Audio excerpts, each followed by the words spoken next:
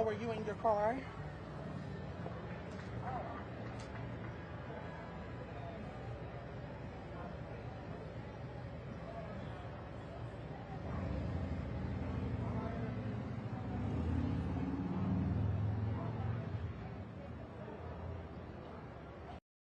Offrez-vous un café de qualité barista à la maison grâce aux machines à espresso entièrement automatiques de Bosch. Thanks to Freedom Mobile's affordable Canada, US, Mexico plans, Randy's not worried about overpriced roaming fees while traveling. But he should worry that Hot Peach is open to interpretation. Maybe look that up, Randy.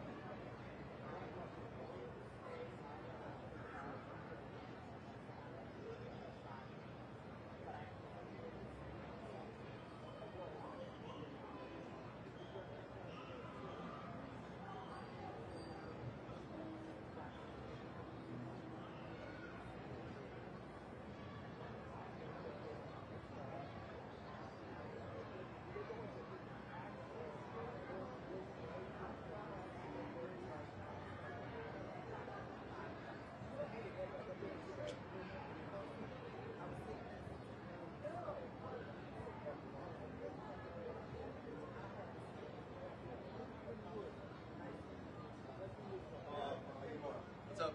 How you doing? I'm here for my son's arraignment. Yeah, just go around. Yes, sir.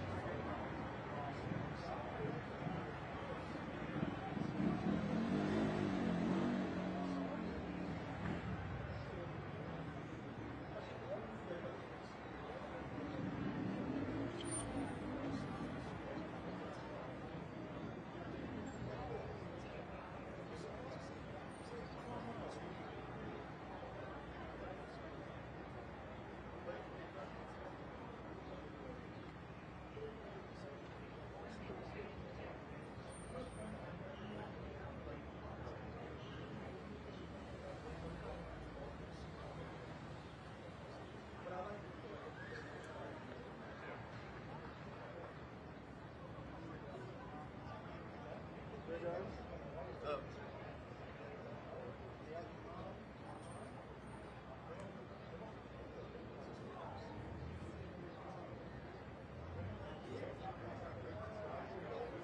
Going. You doing all right? Right. Right now?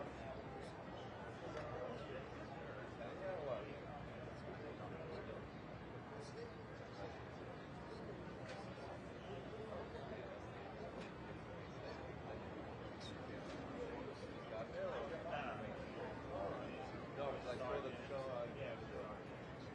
Oh, all right.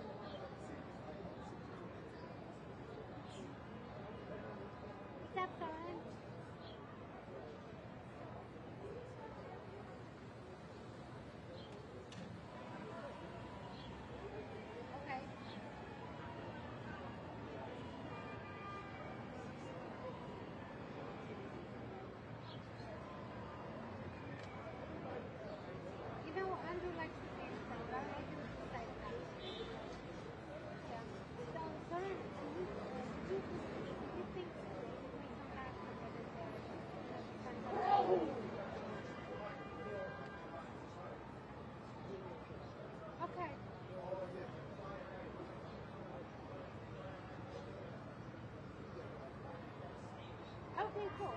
Cool. All right. Okay, let's see. All right.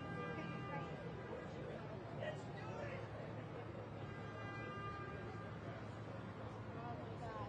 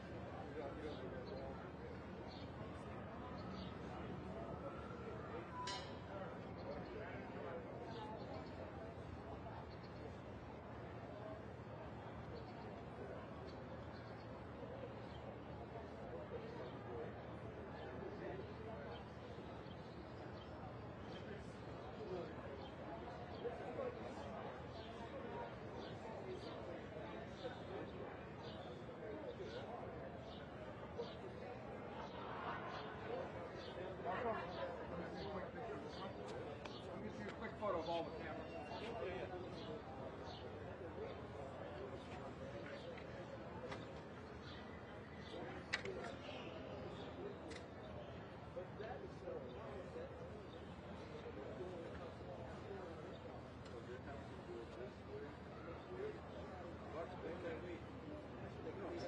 yeah.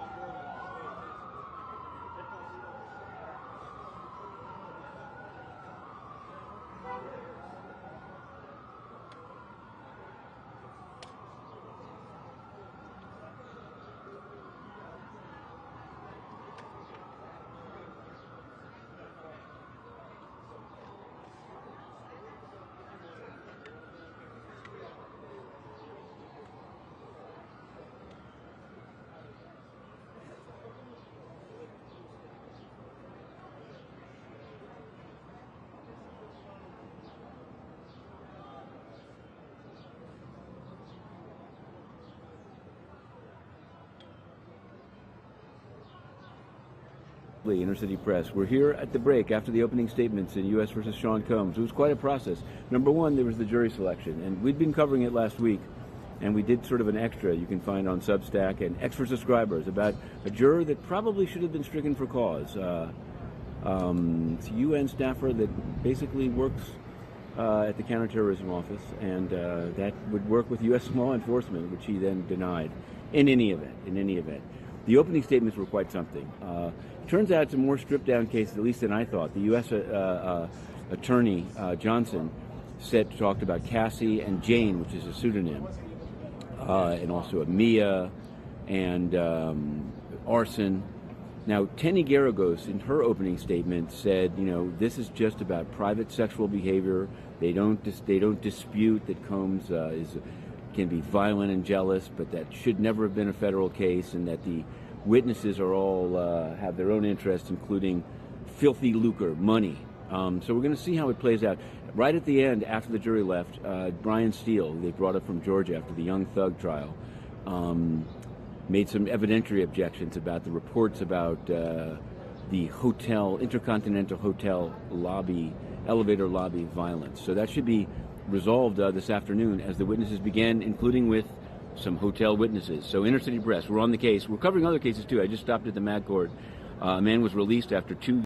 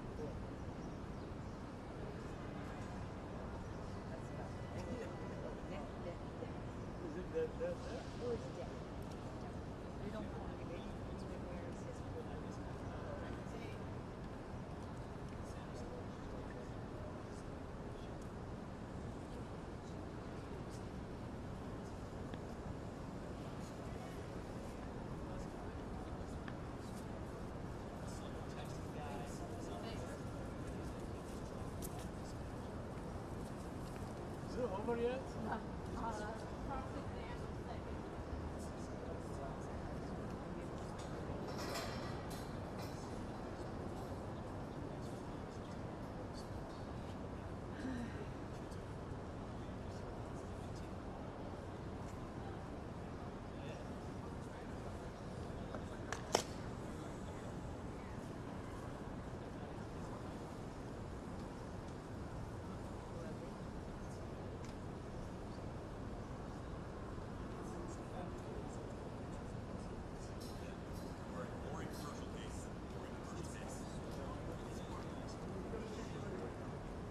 I appreciate it.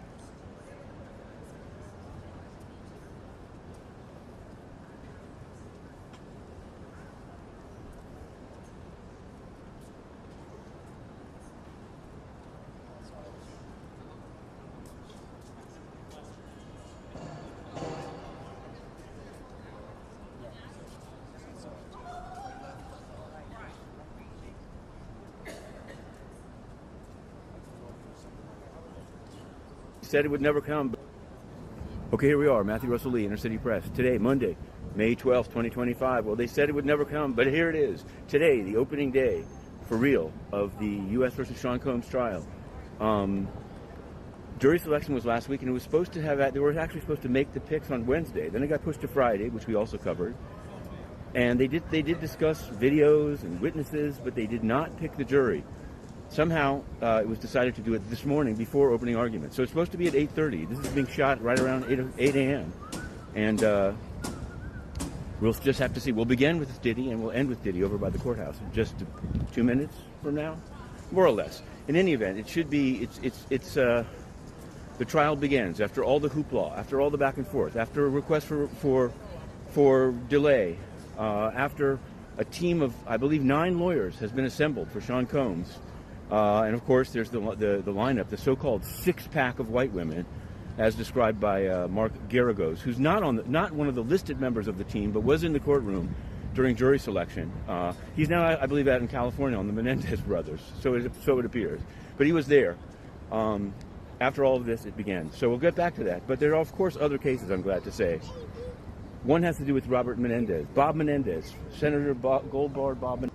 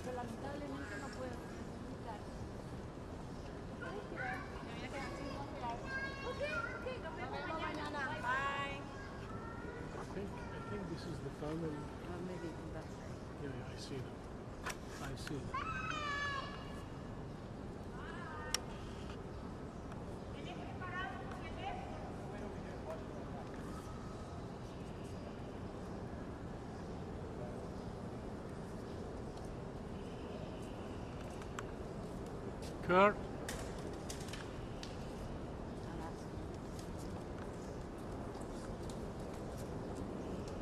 No, he's good. He's good.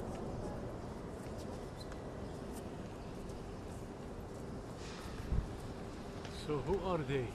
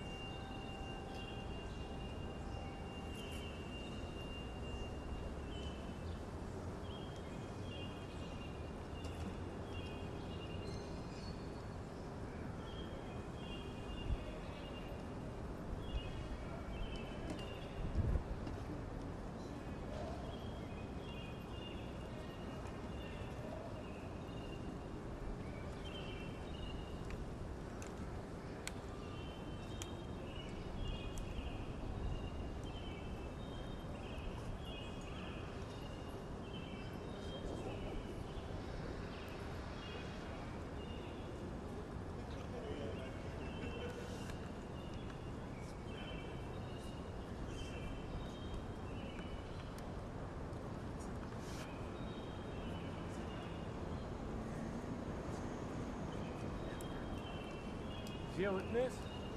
His husband. Right.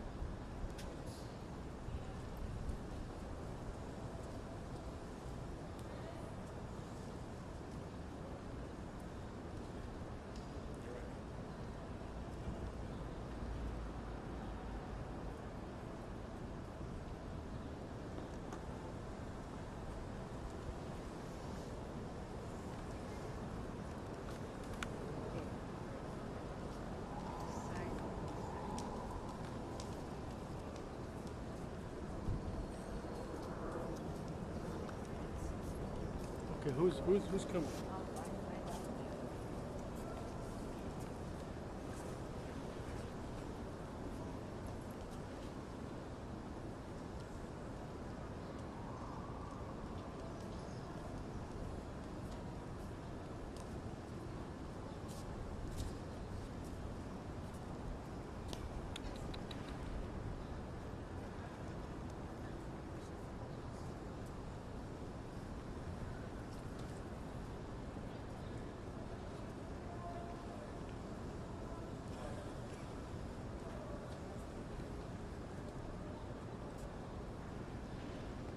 Excuse me, ma'am.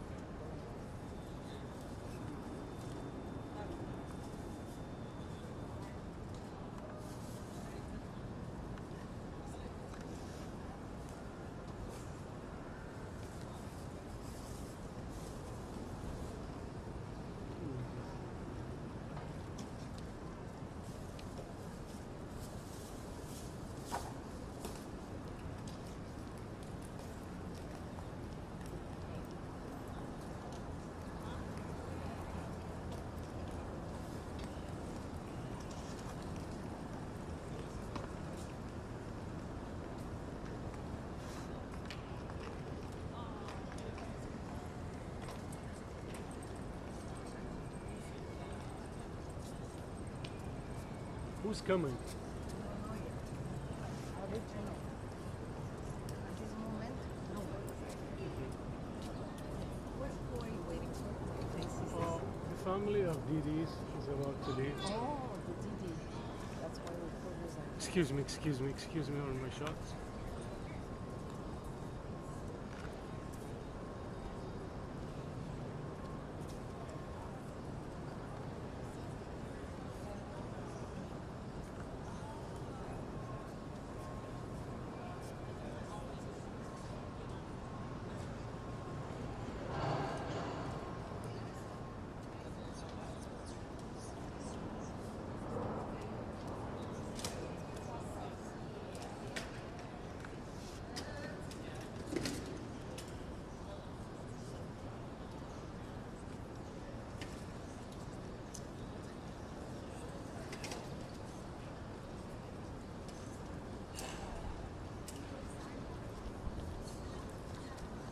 The one in the purple, in the front, in the center, is the public. Ah, I see.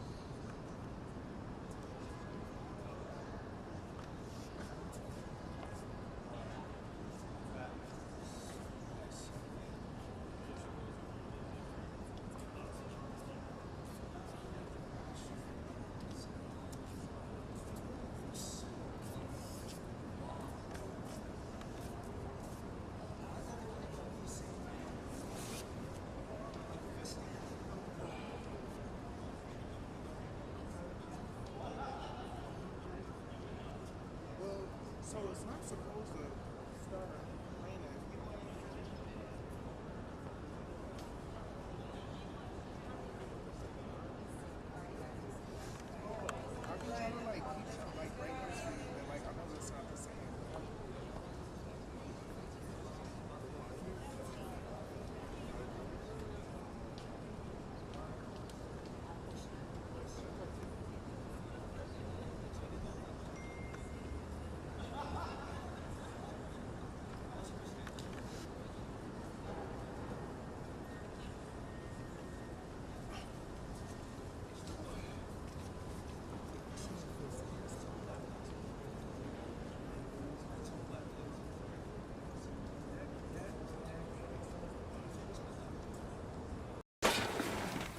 Yo, bro, got a huge flood planned for later. Total flood party. Sick.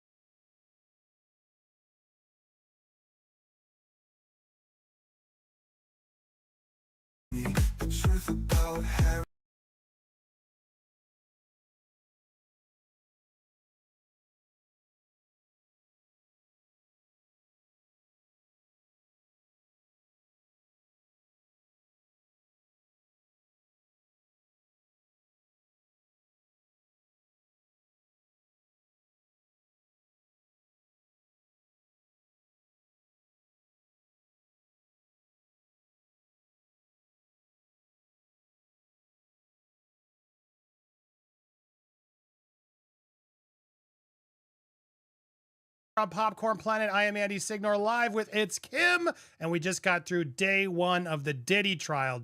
Kim, how are you feeling? You took the bullet for me. You watched and recapped a lot more of this than me because I had some other stuff I had to prep today. But how was it overall in sort of a sentence or two for you? I think it was a very interesting. We saw a few things that I think are really going to give us a good idea of what to expect over the next 8 weeks. The opening statements are always illuminating in that way. So definitely got some good hints about what to expect. And then two very interesting witnesses. First, a hotel security person who is now a cop, and he is the one who actually filmed the surveillance footage at the Intercontinental, that the infamous Cassie video that we have all seen. And then there was a male, I guess, can I say the E word without getting Let's call him a dancer.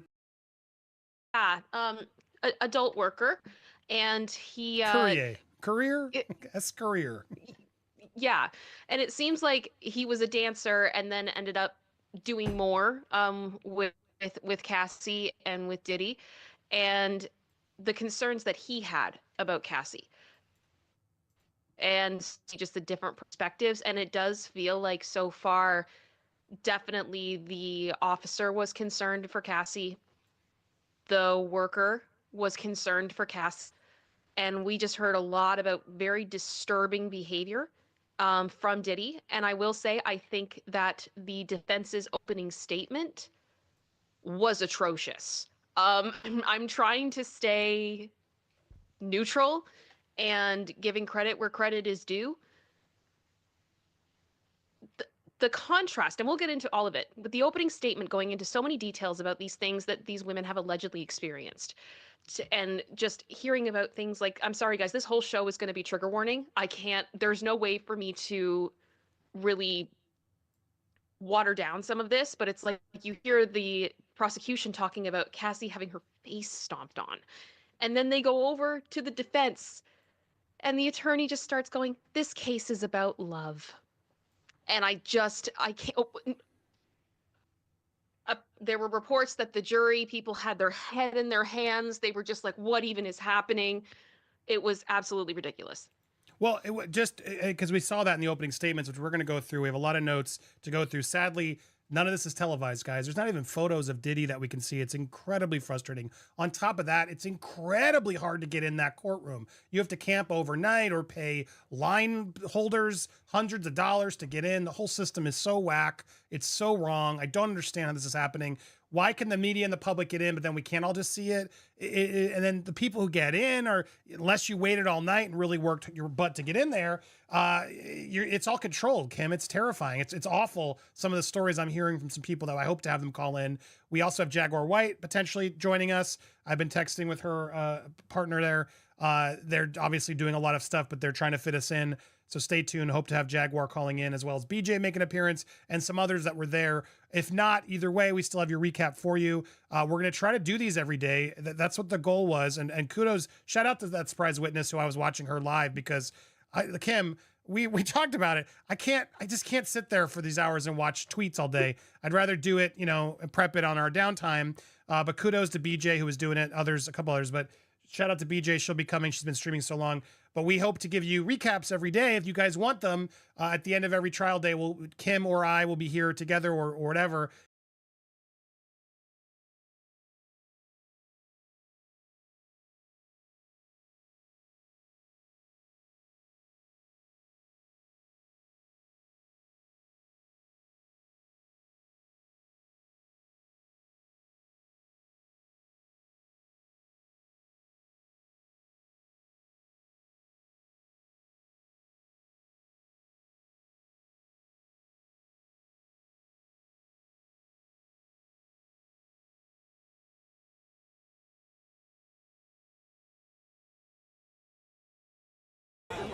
I know we're going up, but yeah.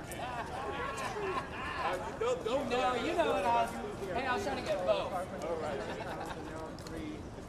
Somewhere in 3 step like this. I'm going to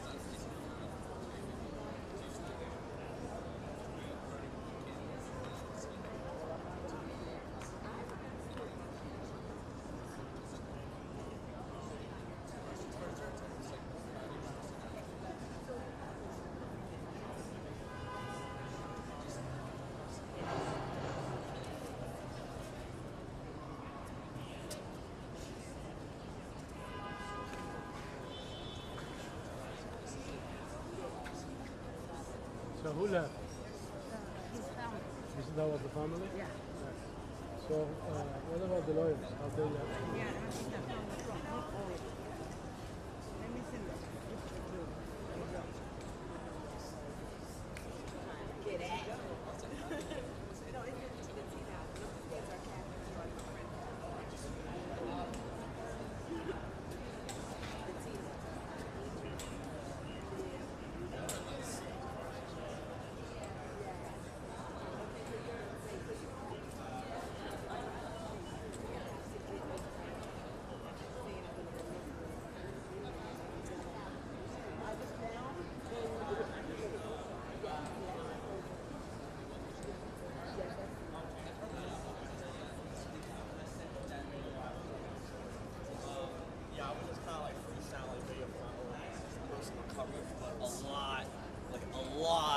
Was uncovered today.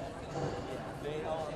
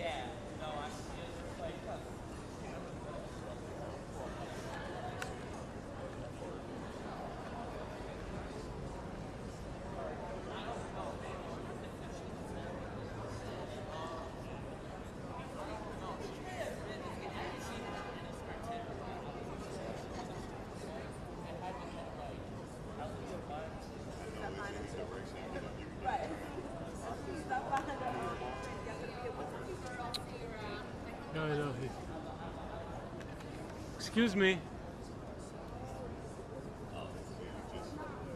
Kyoko, will you ask her to move, please?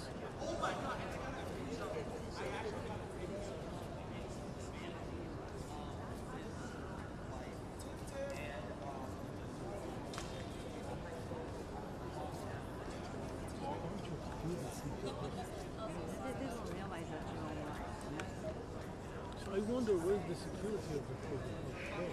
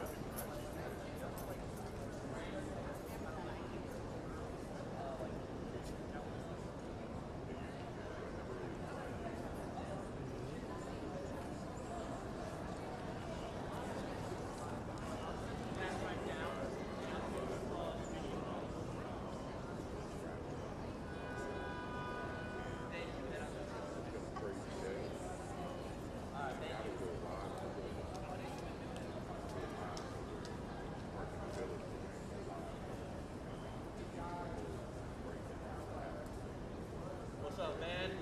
Good, bro. Good. Oh, my bad, bro. My bad. You want live right now? What's good, everybody? My name is Bonzo. I'm a reporter and hip-hop artist right now from Hot 97. Yes, sir. So we'll be here. Oh, I'll be here throughout the 6 to 8 weeks long that we'll be here. Everyone was here. Okay, I will go back. In there today. There's a lot of heavy, deep emotions. It's only day one. I guess, in my opinion, the surprises came more from the defense rather than the prosecution. I kind of felt like, as is specifically talking today, the prosecution, a lot of it felt like it was things that I would expect to hear, even though how graphic everything was, but I still was kind of expecting that. The defense was really where most of the surprise was, because I'm thinking like, okay, how are they going to use what was presented to back up their part that he's innocent, allegedly, right? So like I'm saying allegedly, right here, right now, from both sides is only alleged, but you know that's really where most of the surprises are today. What do you mean by that? Me, I think it's too early to tell still, personally. It's still very early. Today was day one of testing. You know, and one thing that I will say is, if you want my own personal take, I thought in terms of the defense, it'll be a lot easier to combat the security guard's testimony versus what I guess you could call him Bill before, versus that guy's testimony. That guy was saying he was actually seeing Cassie get assaulted, engage in these acts. Right now, again, now that will still, have to only be, determined by time. If, like, that's credible. And again, how the defense responds to that.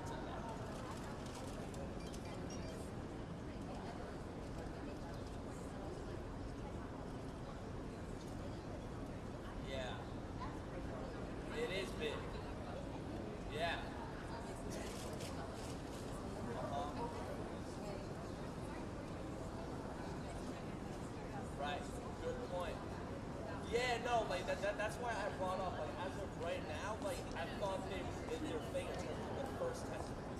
The second testimony was just like so graphic and just giving such like a first person perspective of the whole. Thanks to Freedom Mobile's affordable Canada, US, Mexico plans, Randy's not worried about overpriced roaming fees while traveling. But he should worry that hot peach is open to interpretation. Maybe look that up, Randy.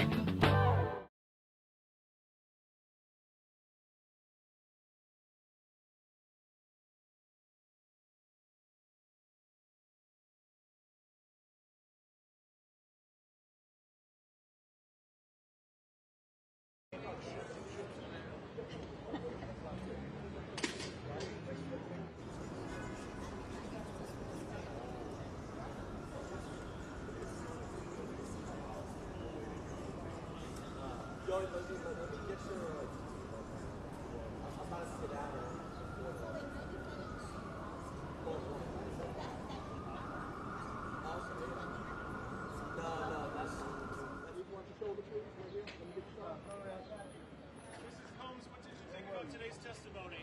Was it graphic? Did you listen to that about your son? Watch your shoulder, guy. Just let the shot come down through. Justin, how was it seeing your dad at court? Justin, me.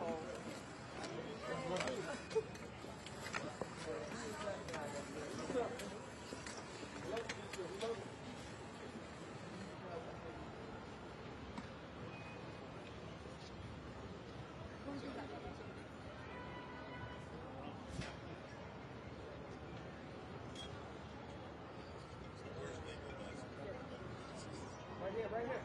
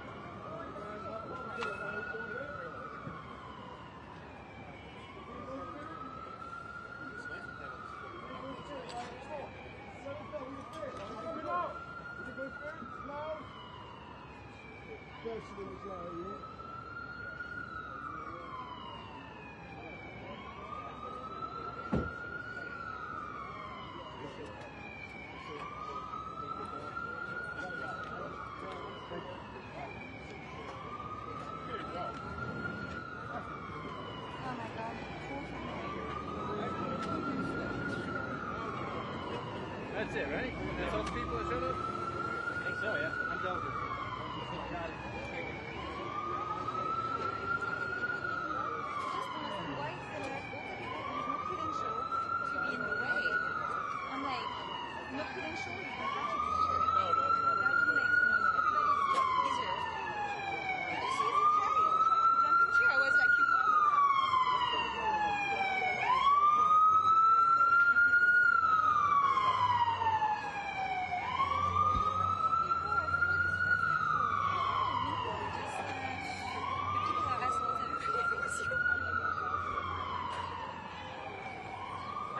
Did you get good sound on that?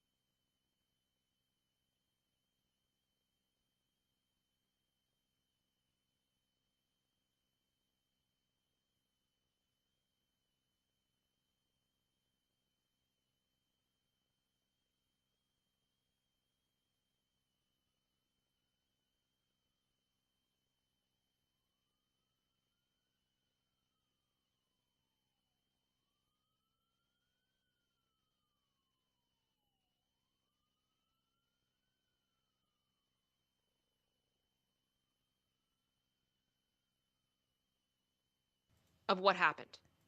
He then went and saw the footage, chose to record it on his phone. There were 2 videos that he recorded, and so we, the public, have seen one for the most part, and there is a second.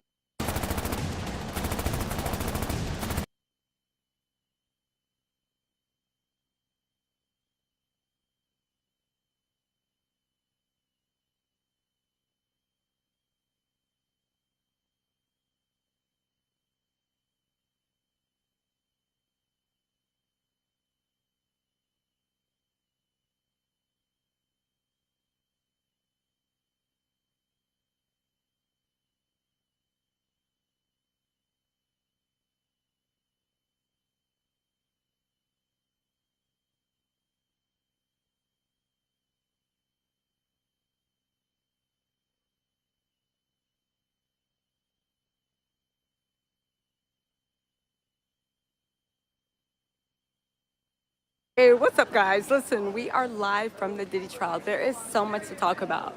Okay, so Diddy's family is over there. Misa is in a walker. There is Justin and Christian. As you guys know, they're having that. They were by me in the line when I was getting my cell phone. Okay, so what can I tell you about this? Okay, so first of all, Diddy looks, first of all, Diddy, I'm going to do the dramatic reenactment, but Diddy was really trying to act like Old Man River coming out into the trial. He was wearing gray khakis, gray shirt, a button-up, and glasses. The girls, the twins, were dressed in all black, right? And they had their hair in a center part bun. Christian was wearing a black sweater, black slacks, white shirt. Quincy was sitting up high. And no, Justin was wearing the white shirt. Christian was wearing all black, okay? So that was going on. Okay, so what else was going on? Diddy was in there trying to act like Old Man River, right? But he was trying to move like he was old and frail, but then he would break character every now and then and pick up a shirt or pick up this. He would drop a pin and he was moving really quick. But then whenever he noticed anybody looking at him, he would literally just start moving like very, very, very slowly. And I was like, Diddy tried it. I have so many notes. I took so many notes. I'm just here on break, but let's go through some of the notes because I think you guys want to know. Okay, sorry guys. I'm at the courthouse if you guys can't tell. Okay, so what is going on? Chants were white. It looked like she dyed her hair Auburn. The kids look like, you know, they were just being kids. I will say that, right? And being supportive. Hold on really quick, y'all. Let's get some more stuff in here. Hold on. All right. Yeah. So this is, also Lisa Bloom and Gloria Albert was sitting behind me. They were super nice. Listen, we saw everything. Mark Garagos, Mark Agnafilio was there. He was dressed kind of like Stuart Little. I don't like his new haircut.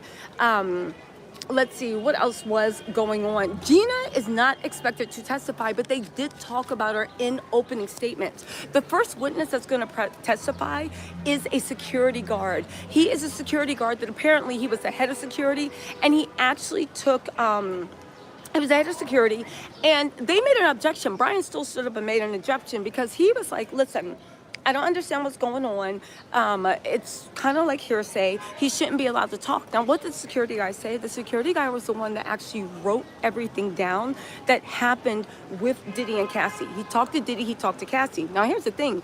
Diddy's team is saying that that argument was nothing but a lover's quarrel over a cell phone. And Diddy was overcome with violence, but at the last time, but that's because it was drugs and him and Cassie both wanted to take. And they're also trying to say that Diddy was overcome with jealousy, but it was just normal. Again, here's the thing. The prosecution's opening statement was, yeah, but they're the prosecution, right? Diddy's opening statement's actually really, really strong. Except for when you thought about it. It sounded like it made sense except for when you thought about it. You trying to say this was all jealousy and Cassie had the power and she left willingly, but then they talked about Cassie said she almost choked when he made a Smex worker urinate in her, right? when she almost OD'd, and then he made her keep going with freak off, and they're trying to say that's what she did willingly, and this is the government's trying to get into his personal life. It's actually super, super wild what they're trying to do, what they're trying to say. You guys, I have so many details. When I get back, I'm going to do the dramatic reenactment, but the craziest thing that happened was, I woke up late, y'all know me, so excuse the blush, right?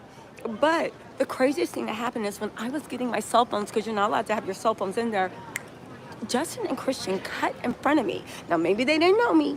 Maybe they didn't see the curly hair. I just sat there looking like, what? There was also this woman that was talking about, you know, she's best friends with Diddy. Well, not best friends, but they went to school, and she's known him since she was 15, and all this other mess. You guys, there was so much going on. I saw Little Rod. I saw his attorney. What else happened? Oh, okay, so the security guard, they want to strike that because they're saying it's hearsay, even though he said that Diddy was getting violent with the security guard. This is in the Cassie video in 2016.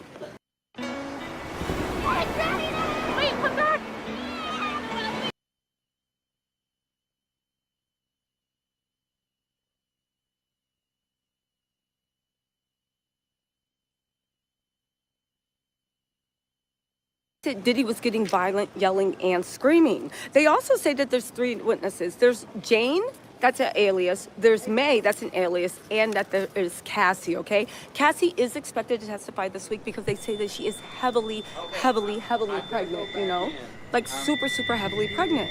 There's also, listen, there's 2 exhibits. There are incident reports. One the security guard made when he just got called up there to calm things down with Diddy and Cassie. The second incident report actually came out when the security guard then watched the tape, then gave his impression. It's not good for Diddy. They don't want it used. They are fighting tooth and nail to keep it out. Let's see. 3 hours. The second incident was made, the amendment was made 3 hours after the first incident report. He made an amendment and tacked it on. He said he personally observed the video, but no, he was not there to actually see Diddy and Cassie, you know, going at it. Let me just say this, right? Diddy is really trying it in court. Again, the fact that he is trying to act old and frail, he was even pouring water like Old Man River. The judge asked him, like, did you get that water you wanted? He's like, actually, yeah, honey, I could have used a little bit more. Okay, right? Again, there was a time, and listen, I'm going to go live later on because I have a bunch of notes and reenact all of it. Expect a lot of videos. I came out here for this trial and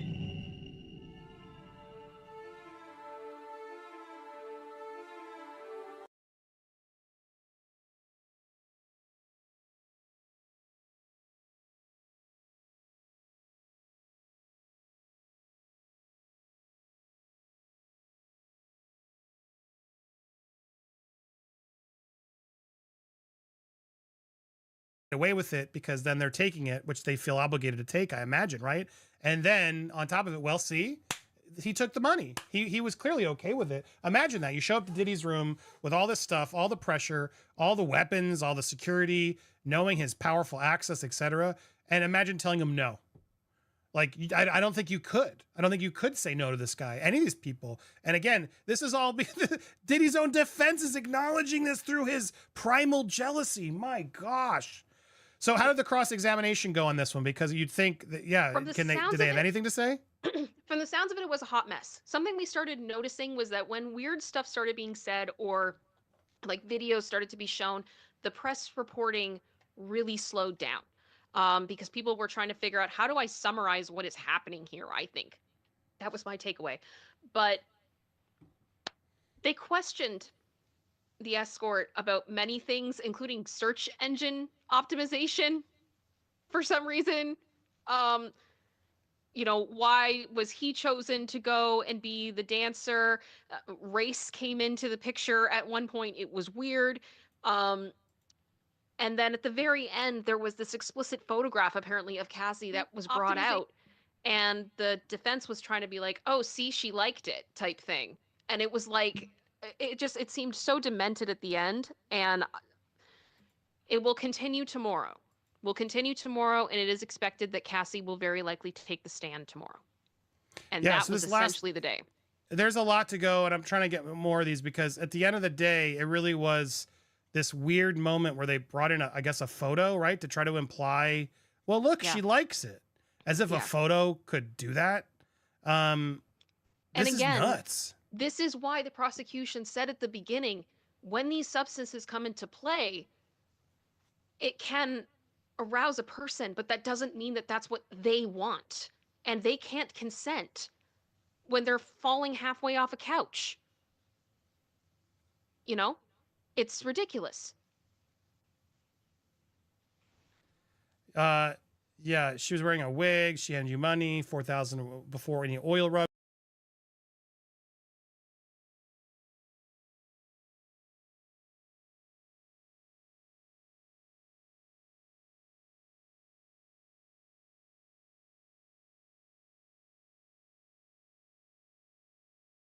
This guy, a lawyer?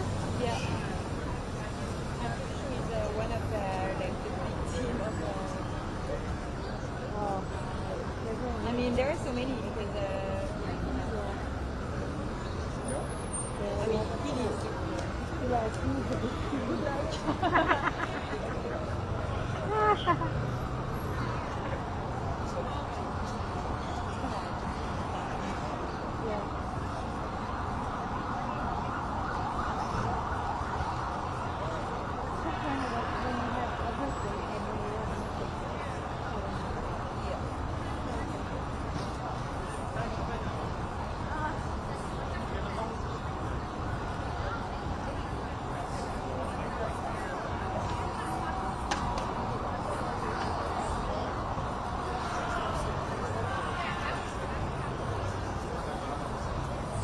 For an eye-watering.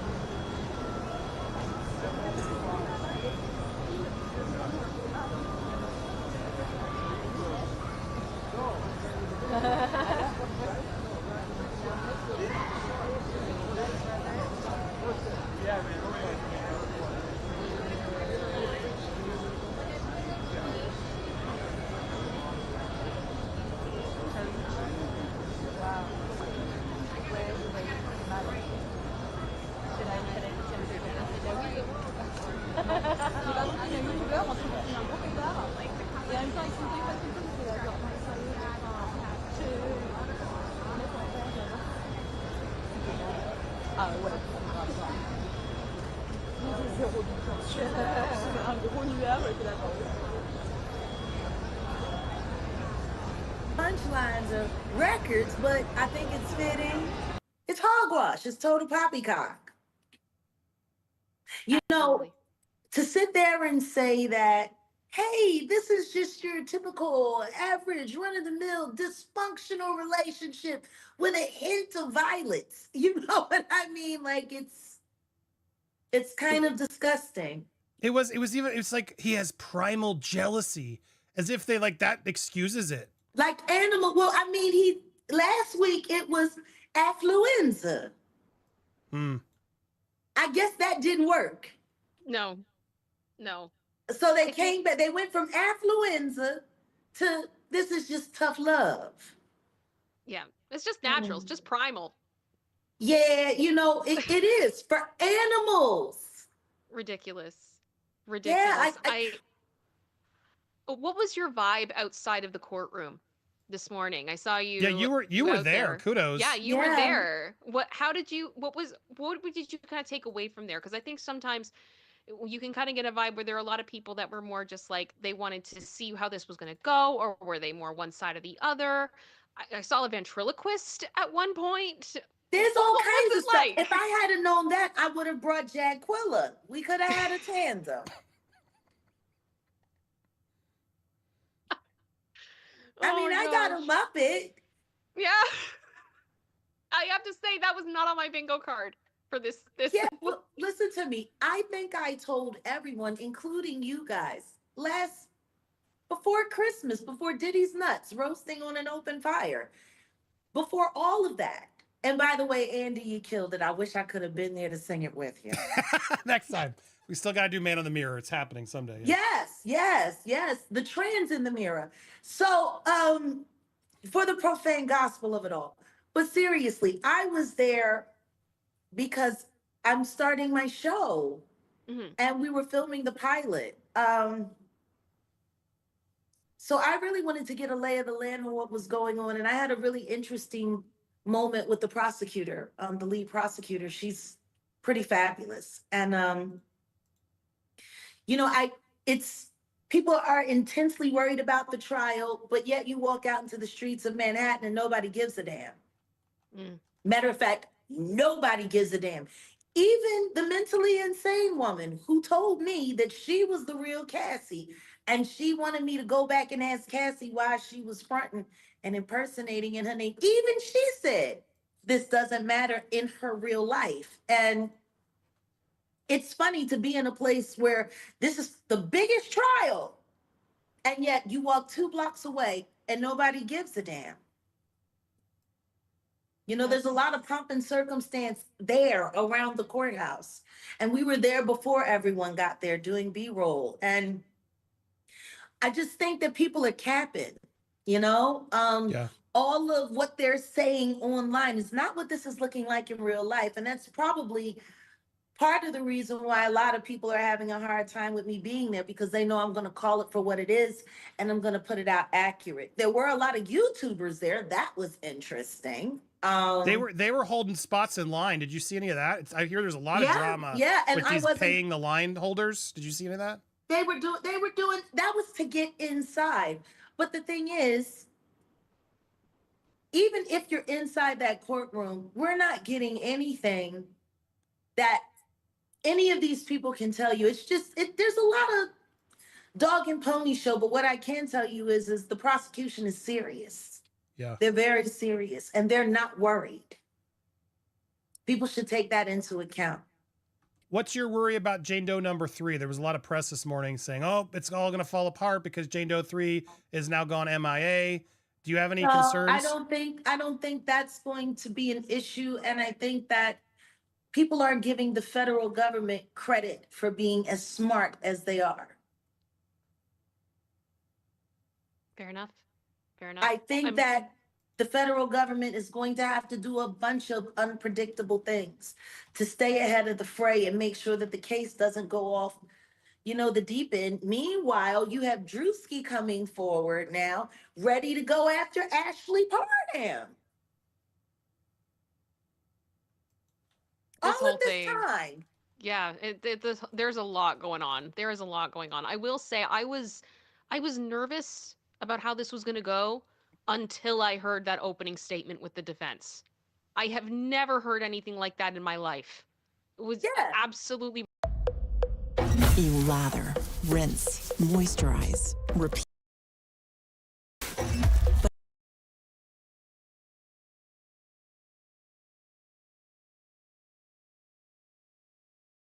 The federal government. Jaguar, I want to give a bit of this because I want to see your reaction. This case is about love, jealousy, and money. They're trying to turn it into a racketeering case. It will not work.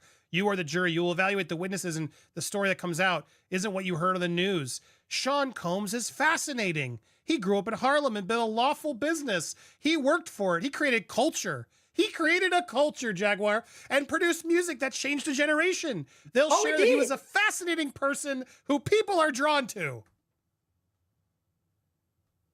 And you want to know what? Like in the 8th realm of hell, all of that is true. But here on planet Earth, here in this dimension, they all need psych evals, you know? They do. You want to know what's crazy? They went and they got that woman, the new attorney, the victim attorney. Mm. You want to know what was sad? Watching her walk by me this morning on her way to the courthouse to check in a pair of brand new Christian Louboutins She couldn't even walk in.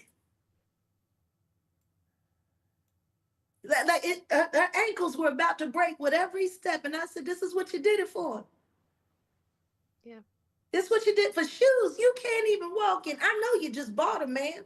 Or they had a stylist come bring them. What do you think of is it Tenny Garagos? Tenny's out there, the woman, the face of his team, who's a woman, coming out here and saying, if you wanted to climb in music, apparel, or beverages, you wanted to be around Sean. He gave people opportunities to work. He had a vision few had. The witnesses mostly loved him. The text message will show it. I, Tenny Garagos, am honored to represent him. She's honored. What do you think of that, Jag? I think she needs a psych eval. I think they've all lost their minds.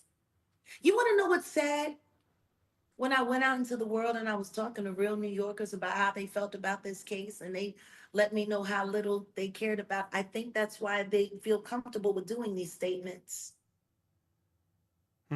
Because they know that the people that they're marketing them to don't care and ain't paying attention no how. I mean, the one thing that I got is that everyone feels like in the history of this town, if he got away with what he did to Natanya Rubin, why can't he get away with this? It's really kind of sad when you think about it, that there's been this much corruption for this long, that people aren't even expecting justice. They just want all these weirdos to get out of their town. Speaking of weirdos, and I hate to share all this stuff, but it's just like I have to applaud No, let's Cassie. talk. We're in a support group. This all coming out now, talking about the urine and with Cassie, like the headlines are all over. Like it's so sad and gross that Cassie's got to relive all this, but also I'm just so inspired and amazed that she knew all this was going to come, and she's like, I don't care, we're putting this man away. And so.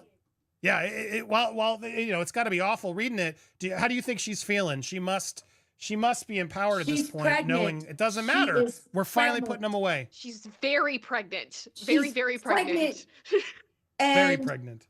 You know, I heard a weirdo online the night that she flew into New York, threatening her, talking about they know her family, where she's from, threatening her husband, calling him the help, and he must have called her a bitch at least 80 million times, and then started talking about this and yeah, because she's a whore, and who cares if she's pregnant? Who cares about her bump? Whores have babies. And I'm like, and then he compared her to Mary Magdalene, and I'm like, whoa.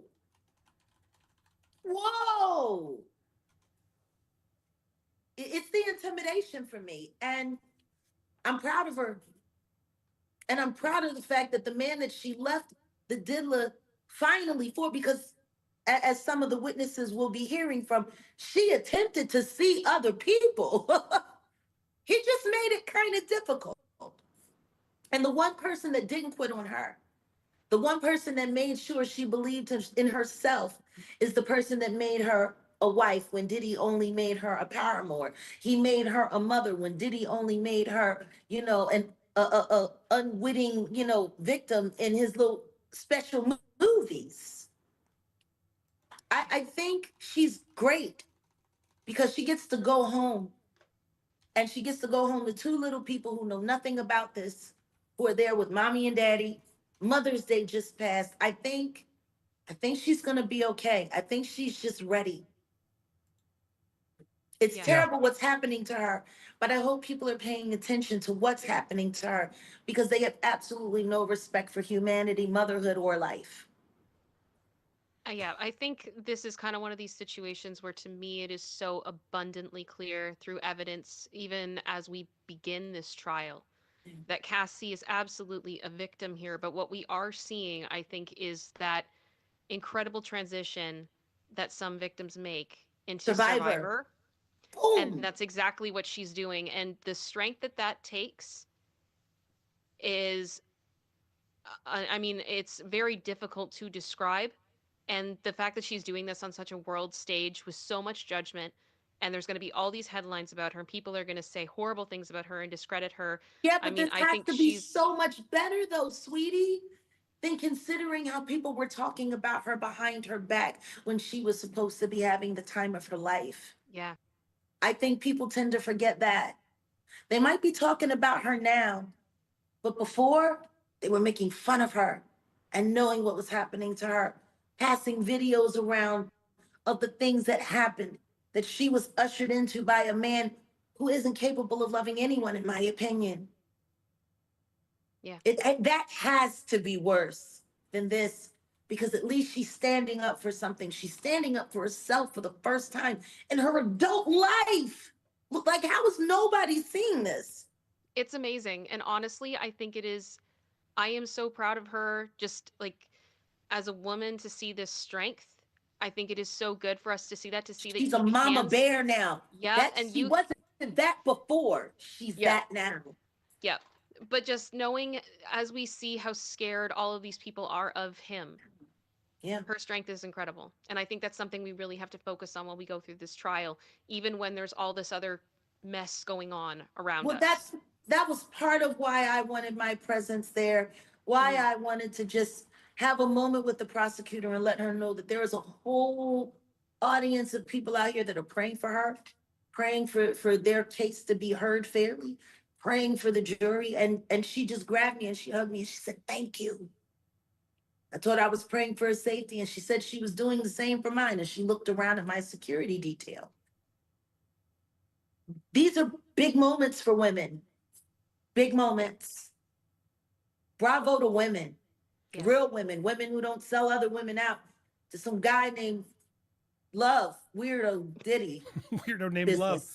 One more thing, because we're gonna wrap up because we're trying to keep these about an hour. We'll be doing these we're trying to do these every day after the trial. So I hope you guys will tune in at the end of every night to watch the Diddy recaps with Kim and I. But Jag, one last question, and thank you for making time. I know you got a lot of interviews and stuff lined up, but they tried to say multiple times Kim Porter died of pneumonia. Thoughts on that? Comments on that? I'll believe the man that she married lawfully and had a child with. I'll believe, I'll be sure. She was in perfect health 2 weeks before she passed. And yet, 2 weeks before that, the casket she was buried in had already been ordered. Why does everyone keep missing that detail? Her casket was pre-ordered a month before she passed away. Let's not forget that detail. A perfectly healthy woman with an already bought and paid for casket.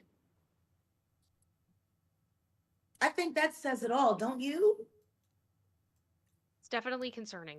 And a part of me does hope, I mean, they brought Kim into this. They brought her into this.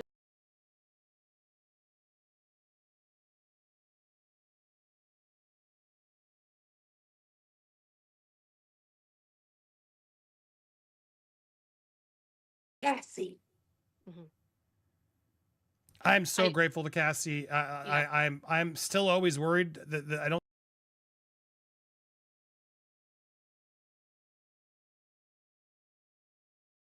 Our next guest was a New Jack Swing superstar in the 80s.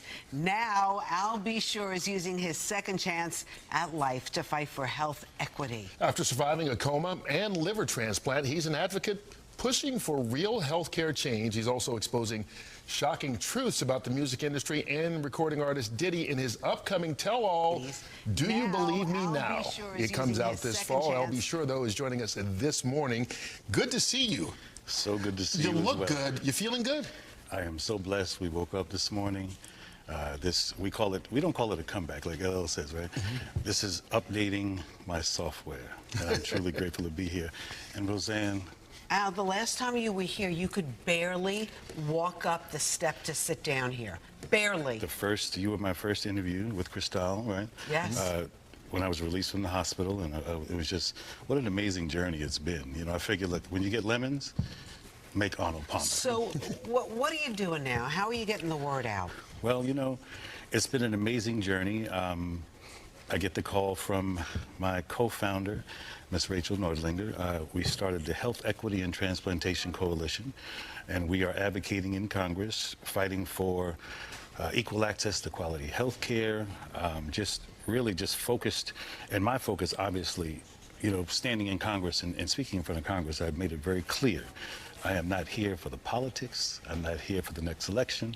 I'm simply here to save lives of transplant patients. So, you know, so there's a focus there. We've had some success in Congress related to having people come across the aisle, because I made that clear. So this is a real life mission. There's no marketing in my life. Roseanne, this is the best time of my life.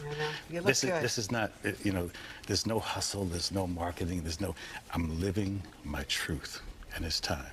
So you were in that coma in 2022. You had the liver transplant, you had the tracheotomy, I mean, all that stuff that went on. Multi-system organ failure. Yeah. 60. Right. Have they figured out what happened yet? We will. No, I mean, have the doctors medically, like, what happened to you? Yeah, what happened? So, because you just collapsed, right? Yeah, so, you know, just mysteriously out of the blue, you know, which we do talk about in the book. Yes, what that, I want to get into that. What that process is. But yeah, so it's been quite a journey. And as I said, you know, even as it relates to writing the book, I went through many, almost, you know, more than a decade of being scrutinized and clowned by law enforcement, them telling me, you need some help. Sex trafficking, really? What's wrong with you? No way, you know, just, but not realizing that they were also working for the situation. Because you were hinting, saying, posting, I get calls, take it down or else, so on and so forth. But this is about Diddy, so let's be clear for everybody that doesn't know. Diddy, who's about to, his trial's about to start. Yeah, yes. They're selecting a jury. But you were on this train years ago.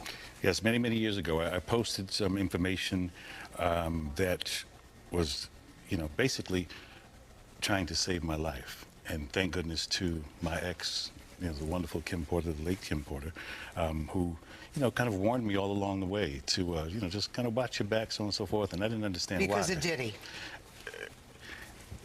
Basically. Do you believe that she died of pneumonia? Absolutely not. Why? What evidence do you have? She was in the best of health. We just saw each other prior to her passing. We were actually celebrating our son's new Netflix Christmas special, and she was doing just fine. In fact, we were all at the event together at Netflix in the lobby. Sean, myself, the children, you know, all having a great time, and I'm, you know, grabbing Sean like, well, and she's in the back going, stop, you know. So it was a really festive opportunity just for all of us to be together, because it's nothing like the circus that's out here. So it was, a lot of the stuff, you know, came to surprise, but a lot of the stuff will be revealed because, and that's why I thought it would be a good idea to finally tell my story. Every network came to me, participate and so on and so, but I said, listen, I have no interest in speaking about another man. But you are in the book. Yeah, right. But this, I will speak about where our paths cross and what's most relevant. It's something I've been trying to say for many, many years. And unfortunately, Roseanne, even with Sean being incarcerated, that's not a celebration. There's no celebration in it. First and foremost, there's way too much collateral damage, and in many, many ways. Many people's lives are affected. And in fact, a genre of music that I grew up in is ruined right now.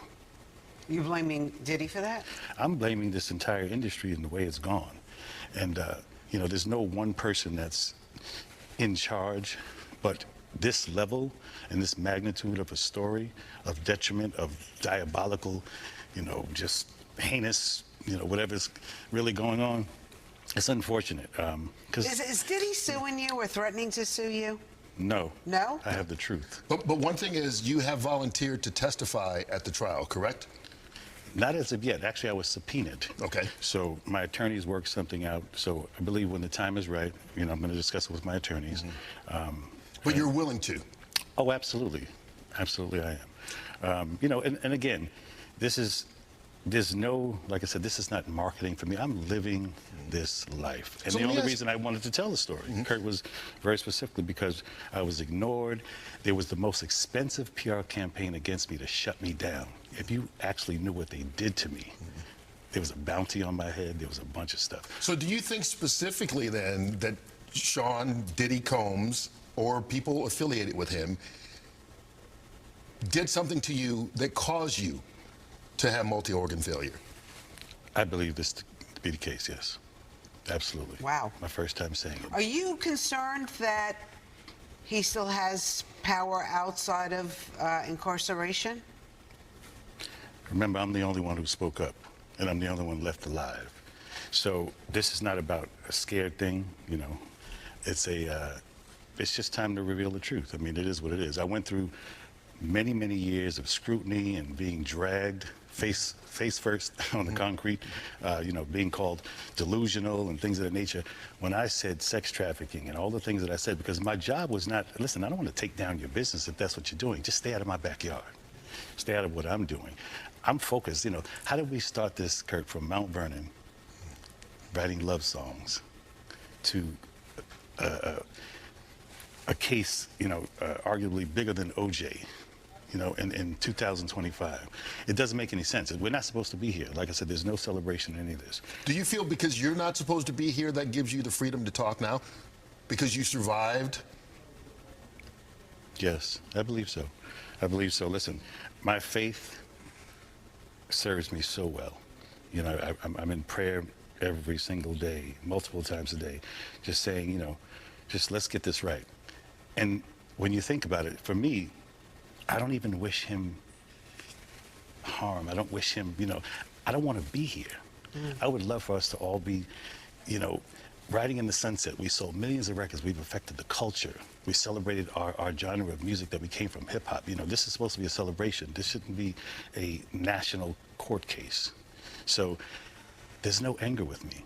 I don't produce anger, jealousy. That just doesn't come from me. Listen, I can't wait to read the new memoir. It's called Do You Believe Me Now? It's out September 9th. But in the meantime, if people want to know more about transplants and organ donation, they can go to Transplants for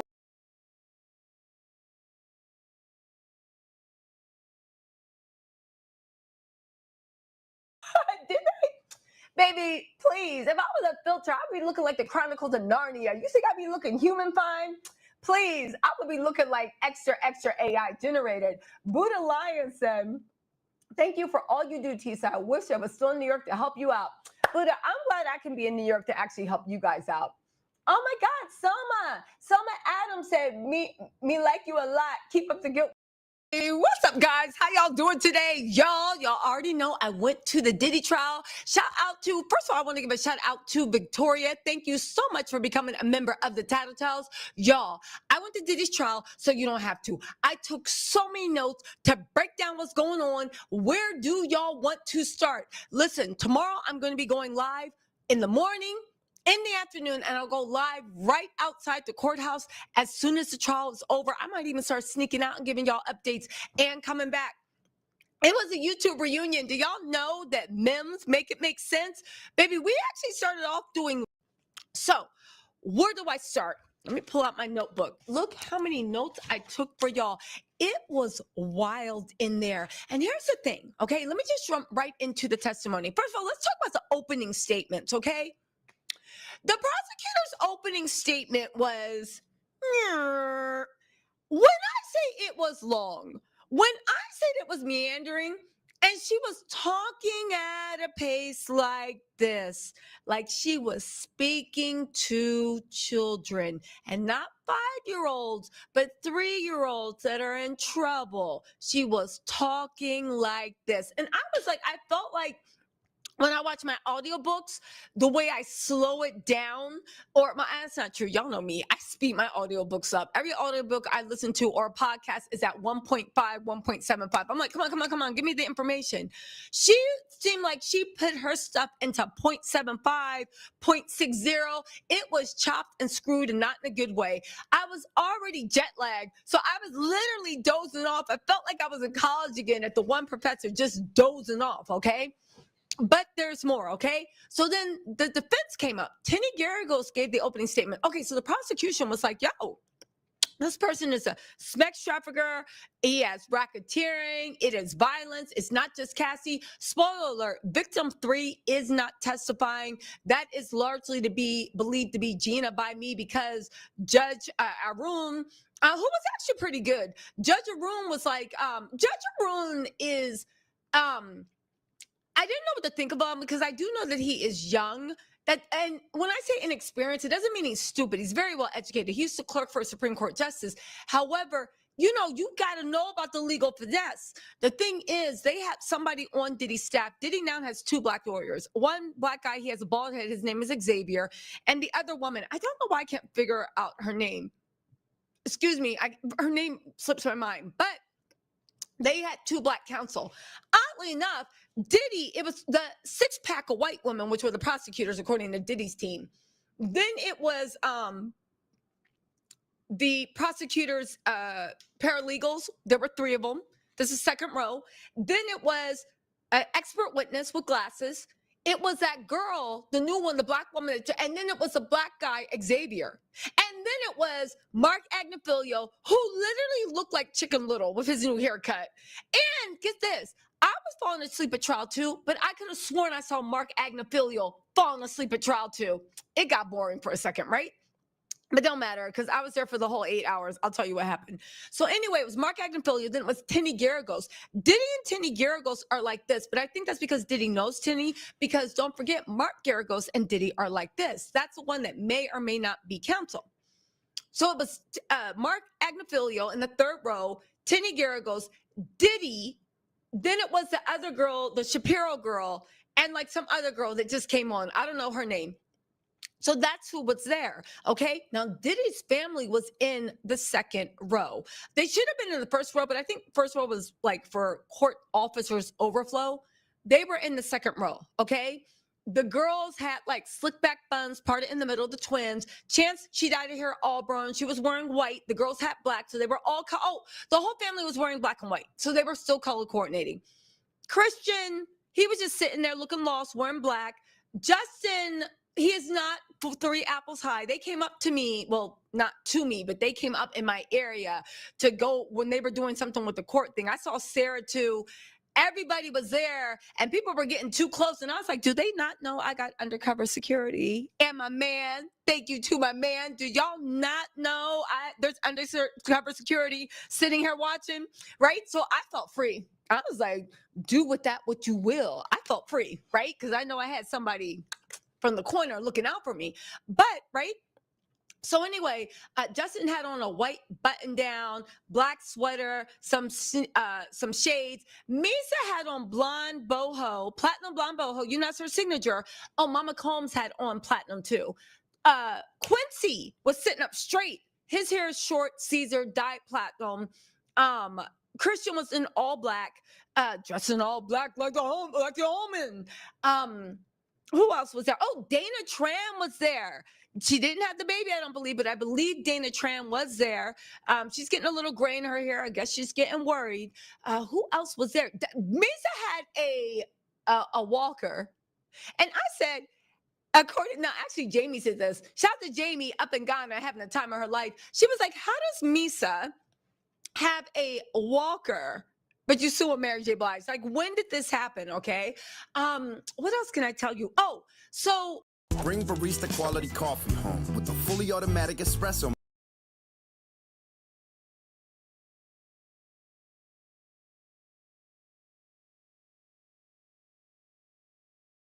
And they were like, no, we strike juror 43, this and that. Mark Agnifilio, I believe, tried to do something really cute. And by cute, I mean he was trying to be slick. He literally struck another juror out the jury pool.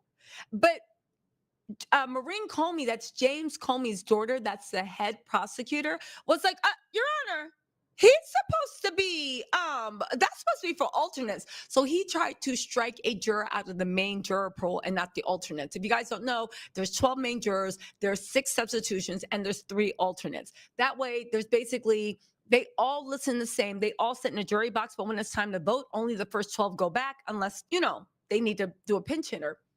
He kept trying to do something, but the thing is, when they called him, and he tried to do it 2 times. And Maureen Comey 2 times was like, Your Honor, what is he doing? Right? Objection. It threw off Mark Garagos so much. He started going, hubba, hubba, hubba, hubba, bubba, bubba, bubba. He literally was like thrown off. And that's when all their counsel was like, what do we do? What do we do? What do we do? Funny thing is, when that happened, Diddy was looking like glaring. like at his council. And then when they all started convening and passing notes, and Mark Agnifili was like, if you can give me a moment, Your Honor, Diddy literally went like this in his chair.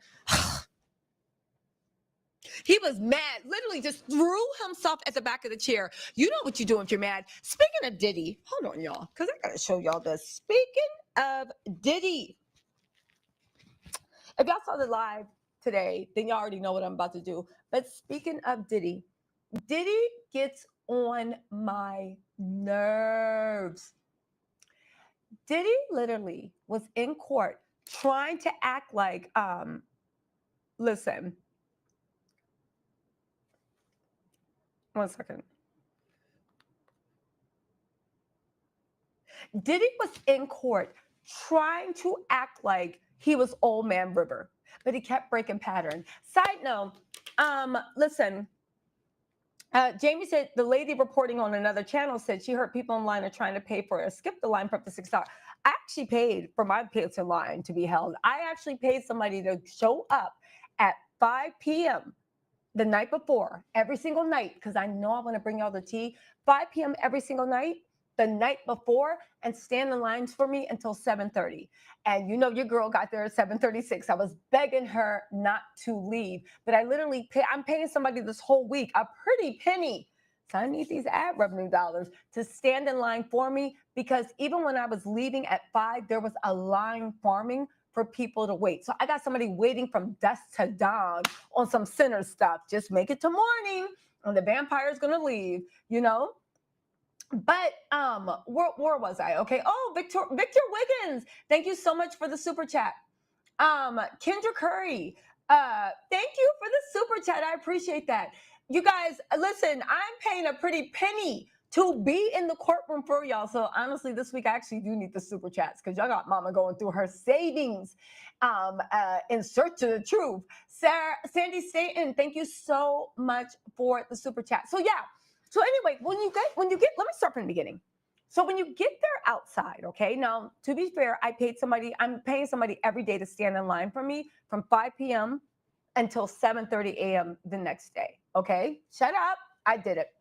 I was supposed to be there by 7:30. Of course, my flight was late. You know, there's always an issue with my luggage. I need to stop checking in like literally 2 minutes before the gate closed, because I swear to God, they always think I'm a terrorist or something.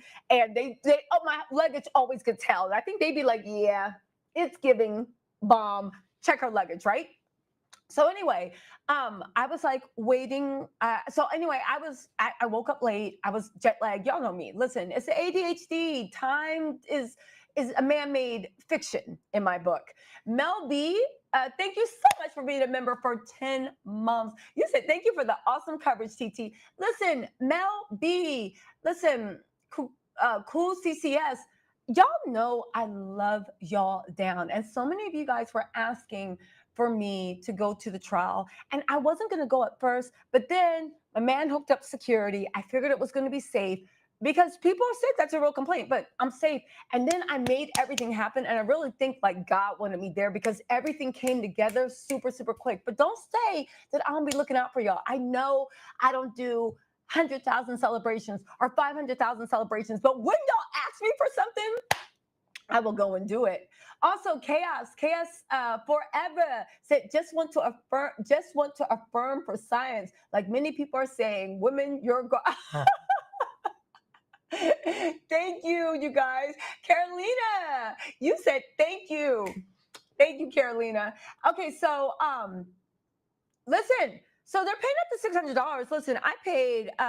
Listen. I paid. What else are you gonna do? I said, F it. At the very least, maybe I'll make it up in ad dollars. You know, sometimes you guys spend money to grow. You know, that's what I tell myself this stuff every time I overspend. You know, this universe, you gotta throw it out. You know. Also, Mel B, you said this is the one time I wish I still lived in New York. You and me both, because I would be begging you to stand in line for me, or we would be standing in line together, kikiing. Also, Sugar Spice 313, thank you so much for the super chat. Okay, so when I got there, I was supposed to get there at 7:30. Your girl got there like 7:34, 7:36. Thanks God, my line holder, you know, I paid her a pretty penny, but it was still nice of her to even stay 10 extra minutes, right? Because she could have just been like, and I'm out. Like, you already paid me, goodbye, right? Oh, thank you, Love and Peace. Thank you for your awesome reporting. Okay, so thank you so much, Love and Peace. So we're sitting there, and I get out the cab, right? There's media everywhere. That's another thing. Because there's so much media, they're looking for normal people to interview, right? And I think they thought I was just a normal person. I didn't say anything, but then they looked me up and down and people are saying hi and they're like, oh, maybe she's pressed too. I think next time I'm going to be in front of TMZ being like, well, I actually think Tisa Tells on YouTube has the best take. I'm going to promote myself and go, because TMZ has been bombarding people asking them for interviews. So it's packed. The press is out there. People are arguing online over places. They tried to argue the fact that I just came up, but I had to let them know, I paid for this spot. Please turn around and go bother someone else. But once I actually put that out there, I did it politely, like, no, I paid, right? But once I did that, they kind of like backed off. But there were a lot of people cutting in line. And here's the thing. I was number 12 in line with my line holder, but so many people cut in front of me that I actually got pushed back to number 50 something. Thank God they opened 2 courtrooms, right? So it didn't work out, but I realized that me being so lackadaisical and thinking there's enough for everybody, I would have been left out in the cold, even though I was the person that actually paid. So I was like, you know what? Let me be on it tomorrow, like stop being so Southern California chill. Thank you so much, Diamond Shorty, for the super chat. Also, Deborah swearing again said video. Oh, thank you so much. Critical Hit, thank you so much for the super chat, y'all. Oh, y'all really doing me right.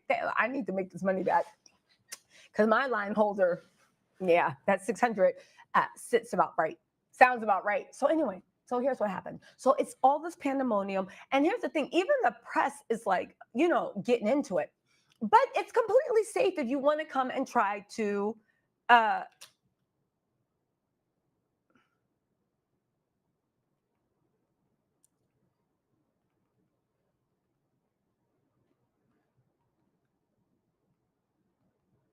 Anyway, you go into the courtroom, right? If you're a woman and you wear heels, and I was wearing my Hillary Bank heels, that was my inspo. If you're a woman, you wear heels, okay?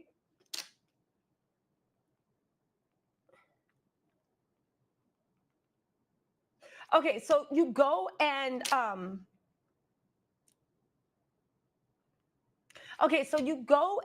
you wear, even though I will say tomorrow, if anybody's going to be standing in line, I'm going to be standing in line for myself tomorrow. So if anybody is out there, I'll be standing in line for myself tomorrow. Okay. Also, let's see, Chaos Forever said, fun for you, girl, to read us bedtime stories. Thank you so much, Chaos. And also MMC518, thank you so much for the super chat. Okay, so let me get back into this, okay? Okay, hold on. Okay, so you go into the courtroom. And, it's like the little metal detectors. So here's the thing. Press and civilians enter on the same side. If you're a lawyer, you can go in through a different exit, but you still have to, go through the thing. Press and civilians enter through a different side. But we all enter together. So you go through the metal detectors. It's worse than TSA. So if you have heels on, you got to take your shoes off. You got to turn all your phones off. And this goes for your AirPods and everything. Take your shoes off, take your earrings off. It's like old school TSA, Oh my God. Ann Evans, thank you so much for the super chat. Thank you. So when you go through security, they give you like this little, it looks like a poker chip, right? But it says like U.S. attorneys. And I was trying my best to be friendly with everybody in line because, I get it. Everybody's just doing their job and it's early and I never understand. Thank you so much, Ann, for the generous chat. I never, listen, I never, ever, every time I wake up early, I stand out there and I'm like, this is not normal. When I have to get out the house at 8:30, I'm always looking like, what are other humans up? Like, what? Like, it's not normal. It's not normal for us to be up that early grinding. Like, the Lord wants us to sleep. So they give you your poker chip and you're behind, like, there's a glass wall and you can see two lines over onto the side, but you don't go to the line just yet. Then you walk over to where the Then you walk over to, hold on.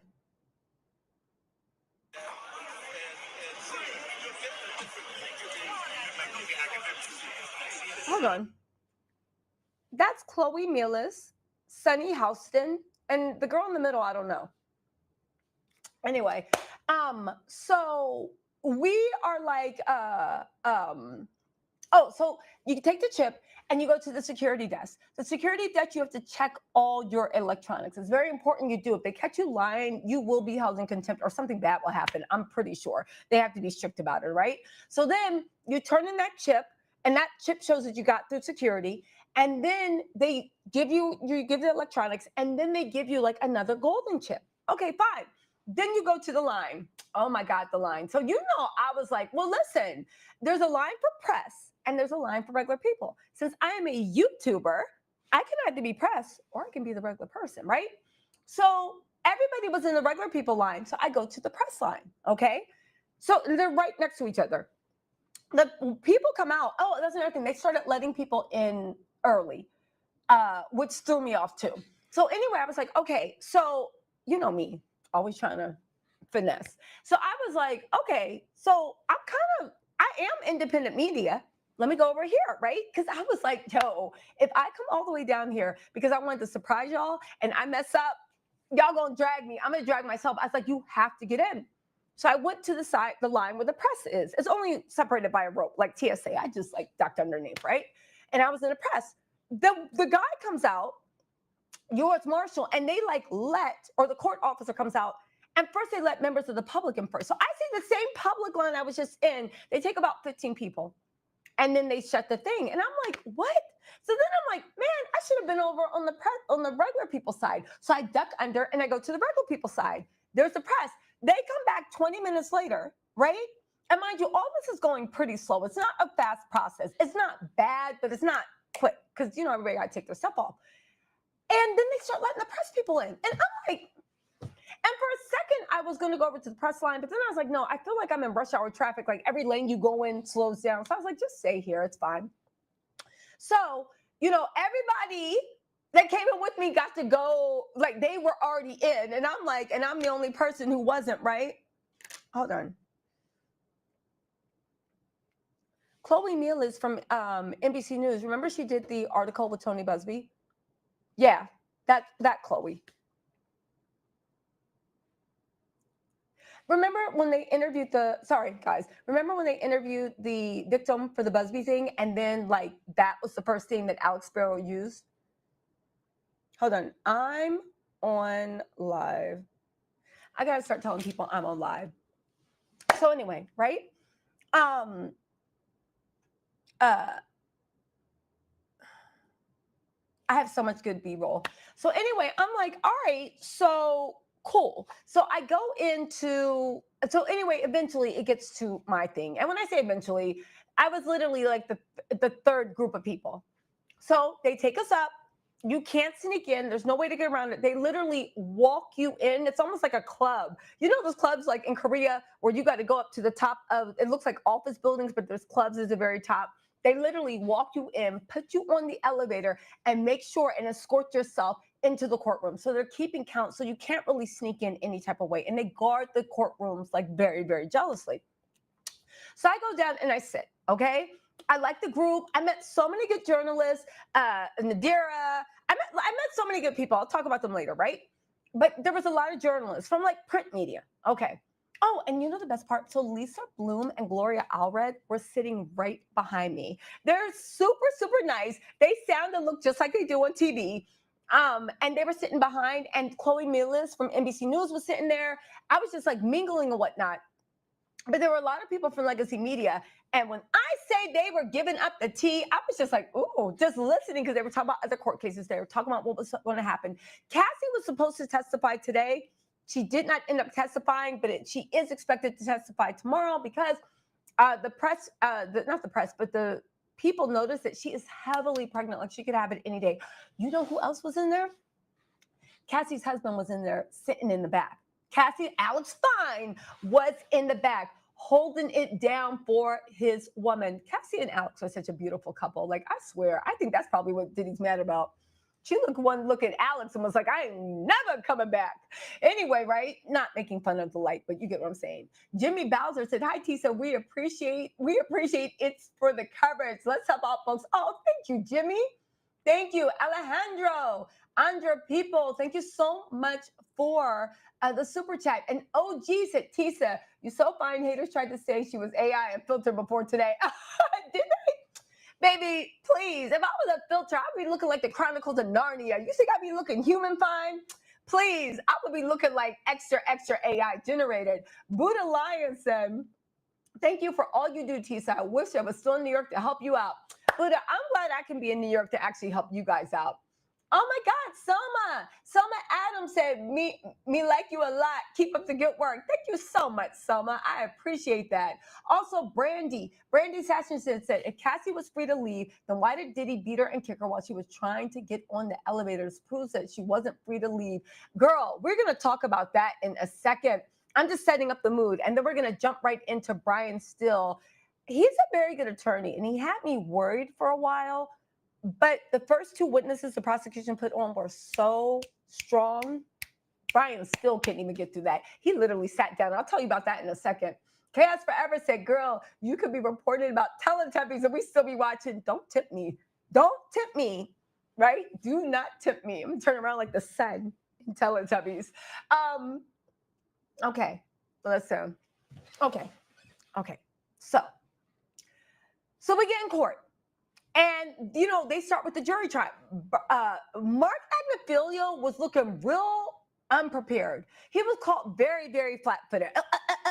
And his new haircut makes him look like Chicken Little. You know the new Chicken Little where he got on glasses and got like the little pomade pump? The new haircut makes him look like Chicken Little. So the whole time I was like, you were defending the devil. But then the other time I was like, I can't take you seriously, Mark Agnifilio, with your hair like this. It made me think, are you and your wife on the outs? Because why is your hair like this? I feel like your barber was like, yo, let me do something new. And, after that, because we all been there, you go home and you're like, why did I let this girl talk me into cutting 8 inches off my hair? No, I didn't want a pixie that comes right here looking like Sideshow Bob. Kara Jordan, thank you so much for the super chat. And Leslie Murray, thank you so much. Listen, I'm going to be right there with y'all reporting. Okay, so listen, the homegirl Hiller said, child, I've been waiting for this one. Big Tisa, not the little one. Yes, big indeed. Let me tell y'all, if y'all ask me if I'm pregnant one more MF time, y'all literally about to have me start lying, talking about, yeah, I didn't make it. Just listen, I've been eating donuts and Doritos. A lot was going on with my family last year. But guess what? Everything's better now. The Lord heard the prayers. So now I'm in the process of getting my summer body back. But can I be fluffy in peace? Jesus Christ. Yes, this is what donuts and Doritos did. Let it go. Anyway, right? I'm not hiding anything, y'all. Y'all saw me on the steps. Just let it go. It's fine. Yes, indeed. Big Tisa, not the little one, but the little one's going to be back by summer. Promise y'all. Right? Anyway, so we're in the courtroom. The guy, so they're doing the thing. Mark Agnifilio with the jury selection, it goes by pretty quick, but Mark Agnifilio and Diddy's whole team was called off balance. Diddy was this, let me show y'all really quick. So Diddy, hold on, y'all. So Diddy could not keep in character. So Diddy came in like this. Hold on. Diddy came into court moving. You know, like the way your grandma or grandpa move, where like you just moving like, and then he would sit in the chair like, and everybody was like, oh my God, his hair is going gray. And I said, you know what? That's all showmanship. Because guess what? His face was smooth. His goatee was shaped up. And he had a shape up around the right here. And like I said on live today, you can crush up some roach legs mixed with rat hair and make some Beijing. Beijing is probably made out of rat droppings and roach legs anyway. You cannot, you can literally take some shoe polish. You are trying to look as old and feeble as possible. It is not working. So he was like literally like, then he had to pour some water and he was like, and then like the judge was like, Mr. Combs, did you get water? Which is how with Diddy. Every time he comes to court, He just asked for something. That mofo is always testing the thing. He was asking for something every time. So this time the judge was like, did you get enough water, Mr. Combs? And he was like, thank you, Your Honor. I could use a little more. And I'm like, there ain't nothing more sad to see than a mofo who had everybody kissing their butt because they were rich. So they think they're funny and charming, but it wasn't. You was just rich. And now that you don't got your power anymore, you still think you're charming. No, dummy, it was the money. And it don't work. When you're, actually, I could use a little bit more, Your Honor. Anyway, then he took the water and he was like pouring it, Old Man River, trying to make his hands shake. I said, I know a griff when I see one, because no lie, if that was me in court, I would be doing the same thing. Old Man River, right? And then taking a sip of water, moving all slow.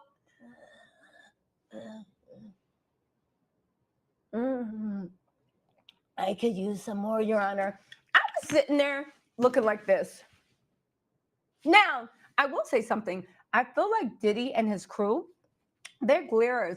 They're like glaring at people like people don't got security. They're glaring at people like, like their daddy's still running the streets. They're glaring at people like the U.S. Marshals and U.S. attorneys are not looking to give more charges. That's the way they're glaring at people. So it's very, very confusing because I'm like, am I the only one living on planet Earth?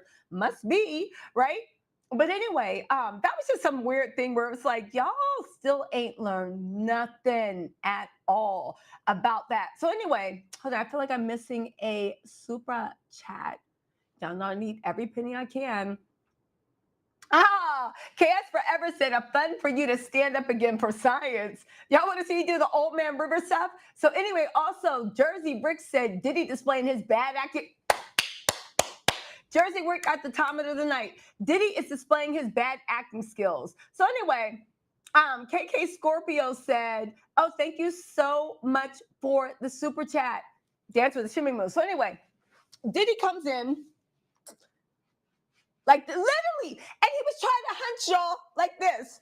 Diddy comes in, like waves like this. Who is that, Chance?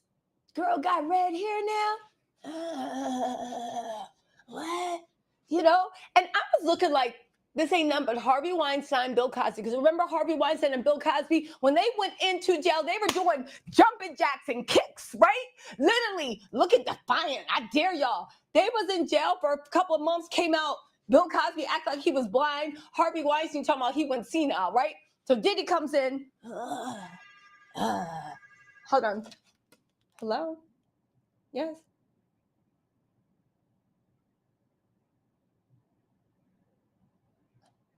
Oh, okay. Oh, yeah. Okay, right. Hold on 1 second, guys.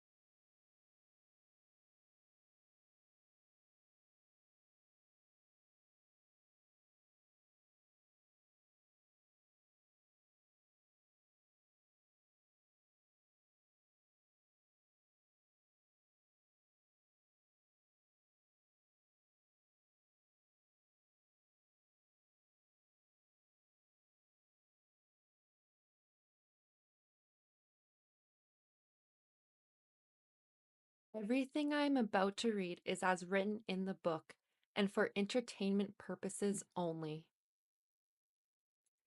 Kim's Lost Words: A Journey for Justice from the Other Side by Jamal T. Millwood for Kimberly A. Porter.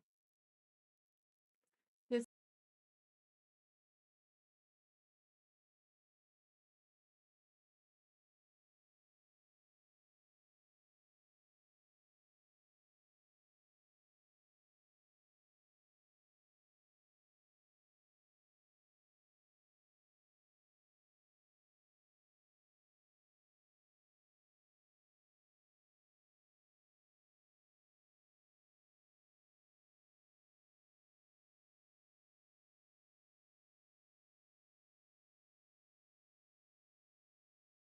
diary to be made public.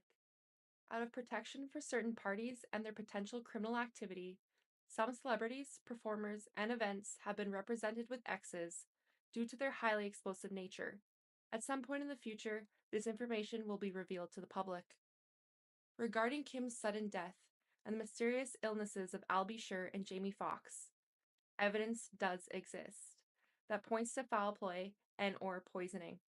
God bless Kim Porter and all of Sean Combs' victims, both male and female. Chapter 1: The Introduction. Soon after high school, I started landing modeling jobs. I couldn't believe it. It was all happening so fast. I met my husband, father of my oldest child, and one of my oldest friends in life, I'll be sure. It was a whirlwind romance.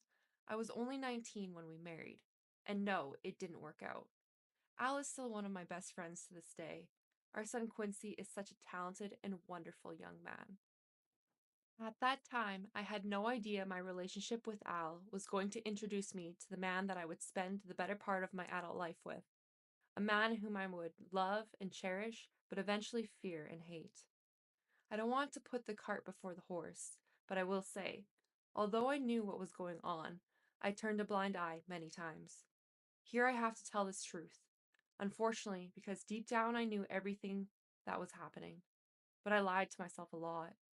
He was so charming, a wolf in sheep's clothing, a devil, and I fell for it. The story must be told despite the fact that it will hurt my children. I cannot hide it any longer. Sean Combs must be stopped. Chapter 2: Humble Beginnings. I was born to loving parents Jake Porter and Sarah L. Porter in the Peach State of Georgia. All through Columbus High School, where I graduated in 1988, I knew I was going to be famous. In the 10th grade, one of my best friends, Tina, said to me, "You won't make it here in Georgia." I knew if I really wanted to be famous, I would have to leave my hometown and my home, Georgia.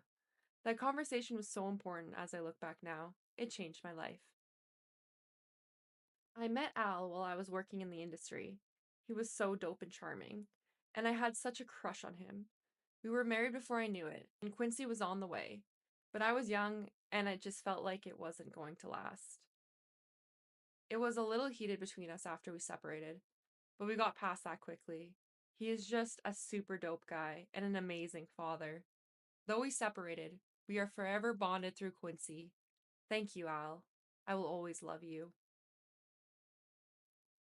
When I met Sean, he was cool. I didn't think much of him at the time. He was just another guy at the label. Uptown was huge, and we were all living our best life.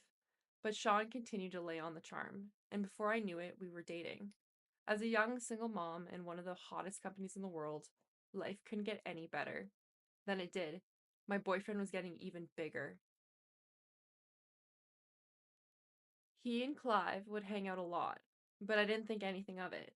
I mean, that was his boss, and he was doing things bigger than most men dare to even dream. Then it happened. I mean, okay, I was a little bit of a freak. I really enjoyed myself with my partner, and toys are one thing, but I never imagined having a man I was dating ask me to use a toy on him. The first time, he said he just wanted to experiment, try something new. I was grossed out, but he kept begging. He said it would only be this one time, and he just was curious. I was only 20 at the time. I said, what the hell? I hated it. He bled from it, And there was on it. I left him alone after that. Chapter 3, Second Chances. Sean kept reaching out, and I kept ignoring his calls. Eventually, in a few weeks, we ran into each other at an event. He came over and he sat next to me. We were cordial. He flattered me by saying, "You look so amazing." I replied with a simple, "Thanks, Sean." I turned to get up to leave, but he pulled my arm. As I turned to him, he looked deep into my eyes and said, "Look, what happened between us was weird, but I really care about you. Can we?" He paused, and I tried to use this as my attempt to escape. I pulled my hand back and said, "Sorry, Sean, I have to go. Please, I think I'm falling in love with you. Can we talk?" My breath was taken away. Did he say he loved me? It was so fast. I wasn't aware of this as his manipulation tactic. Not yet. God, I was so young and so naive. He continued, "Let's just have dinner." And I fell for it. 2 days later, we went out for drinks at a lounge in Lower Manhattan. The place was nice. Sean was really coming up and pulling out all the stops to impress me. He pulled the chair out for me to sit. Back then, he was always a gentleman. He smiled and said, "Look," as he sat across from me. I hated it and never wanted to do it again. Give me another chance. Over coffee the next morning, I decided to give him another chance. For the next year and a half, things seemed pretty normal. It was fun. Things were going great, and we were living the dream that I dreamt about throughout my youth. Sean and Clive were working on Bad Boy, and he had his first couple of artists. He picked up Craig Mack, and then some rapper from the West Coast called Notorious B, to help Chris develop. He was collaborating with the biggest names in hip hop to make it happen. Things could not be more amazing. Then he asked me to do it again. It was insane. Sean said, "Baby, I can't stop thinking about it." "What the hell are you talking about?" I responded. Sean continued, "I just can't stop thinking about that night. It was amazing. Can you me one more time, please?" I became infuriated. "Why don't you go to Clive? He is the one screwing you, isn't he?" Then Sean hit me. This was the first time, but he slapped me hard. Before I could form words, he began to beg, I'm sorry." Holding my cheek where he hit me, I turned and ran off. That should have been it, but I guess I am a glutton for punishment. He sent flowers and a bunch of expensive gifts. Then we bumped into each other at another industry event. He sat down next to me. This was deja vu. Sean started, "Imagine running into you here." "Get the away from me," I forced out. He became more serious as he said, "Look, baby, I'm sorry." But I just glared at him. "There's nothing you can ever say to me. Nothing."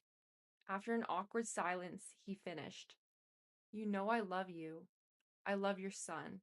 He's my son. I don't know how to fix this, but I'll do anything. I'm sorry." Shh, he can be so sweet. Here we go with the love thing. This time it's not falling in. He was great with Quincy, and to be honest, despite everything, I missed him. As he stood to walk away, I remember hearing myself saying, "Call me later." What the was wrong with me? Chapter 4, Forgiveness. Sean arrived with flowers in hand. He wanted to see Quincy. He was so good with him, and Quincy ran over to hug him. I felt my heart melting. He asked Quincy, "How you doing, Tiger?" Quincy looked so innocent as he responded, "I'm good, I miss you." Sean's response sounded genuine. "I miss you too. We'll hang out tomorrow, okay?" "Okay." Sean gave him a little love tap on the butt. "It's bedtime." Quincy replied, "Okay, good night," as he turned to head towards his bedroom.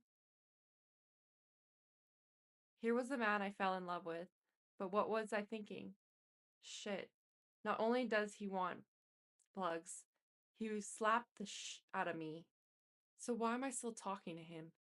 They say that love is blind, but is it stupid too?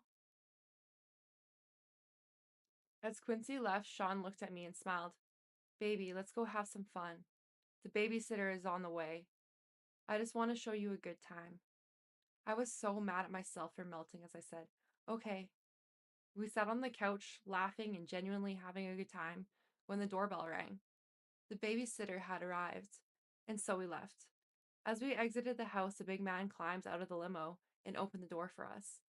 He wore a sharp suit with a gun noticeably tucked under his arm. I thought to myself, he could have made it invisible, or did he want me to see it? Despite my reservations, Gene was a sweetheart. He was very courteous and polite. As he tipped his head and said, "Good evening, ma'am," Gene drew a smile out of me as I responded, "Hello." Gene and I would see each other a lot after this day. Chapter 5. Sean Kneels. The year passed, and thankfully we didn't have many bad arguments. Although Sean was strangely getting into voodoo, he would put curses on people, and I wasn't sure how to respond to that craziness. My problem as a single mother was I wanted to be married. He always had excuses and delays when it came to committing to marriage. His label was blowing up, Biggie dropped, and it was just about over. He also signed Mary J. Blige, and of course, when I found out he slept with her, we fought. He claimed it was a mistake, and my stupid ass took him back. Again. Sean asked me for a threesome with her. At first I was mad, but Mary was beautiful. It was our first threesome and I loved it. Mary was sexy. I would not be doing this a lot, but it was so hot. I was young and exploring my sexuality. It was enticing. Over the years, we brought other women into our bedroom periodically, and we were happy. This is until one day I came home to a situation that went from awkward to a nightmare. Quincy was with the babysitter, and Sean was sitting with Albie Sure at the dinner table. I had a child with Al, and Sean was the father in Quincy's life. The awkwardness of all of us being together had dissolved a long time ago, but it was still weird that they were here, in my home, together, alone. I sat down and we had drinks. It was fun. The conversation was cool, until it wasn't. Al was a little loose after a couple drinks.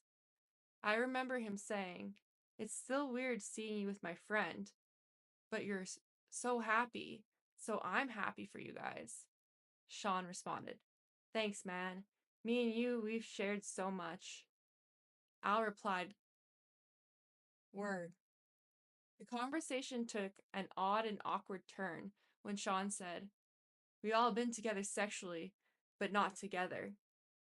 I was shocked for a moment. As quietness lingered in the room, I asked, "What do you mean by all together?" Al shifted uncomfortably, but Sean didn't hesitate. "You know how we sometimes invite other people into our bed?" I couldn't believe it. "Oh, hell no, Sean. This is my son's father. Al, say something." What Al said was mind-boggling. "I don't know. It could be kind of hot. I miss you in that way." Although I couldn't believe Sean would do this, the truth was, I still cared about Al, and this could be very hot. I just didn't want to mess up my relationship. And if things became awkward, how would it affect Quincy? So I asked, "Are you both sure?" I imagined both of them inside of me. I knew this would be awkward sexually. There would be some bumping of genitals, but what happened next, I couldn't have imagined in my wildest dreams. Al, I couldn't believe it. I stood there in shock, but when I ran out of the room. This was too much. I couldn't. Sean called out to me. They didn't chase after me. I couldn't get the image out of my mind. I couldn't be with Sean for a while, but that wouldn't be the last time I saw Sean in a compromising position. Not by a long shot. One day I found the vault where he kept all of his encounters with men. Yes, he kept a record of it. But that's for later. Chapter 6. Pac. Biggie took over East Coast hip hop, and Sean was the brilliant mind that orchestrated it. He hired people to teach Chris how to flow and write his lyrics. He hired the best producers to do his beats, although he took credit for them. And the music was unstoppable.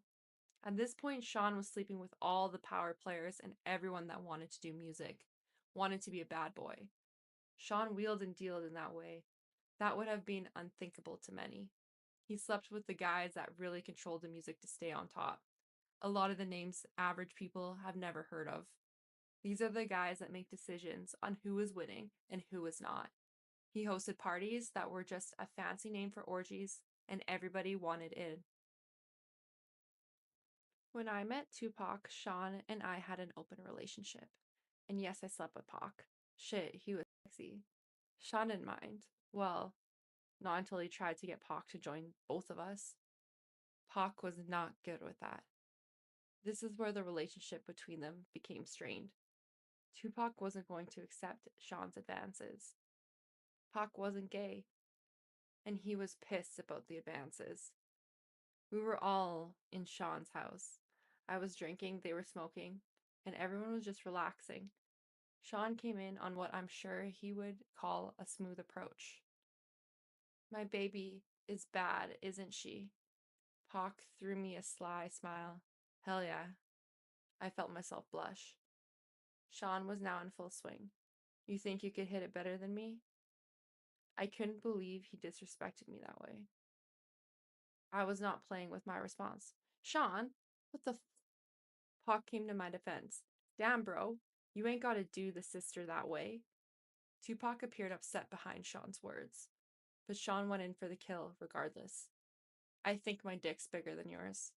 I bet I can make her run faster than you. What's up? Pac was appalled. What are you talking about? I ain't trying to run no train, Sean continued. What, you scared off? Let's see, who better?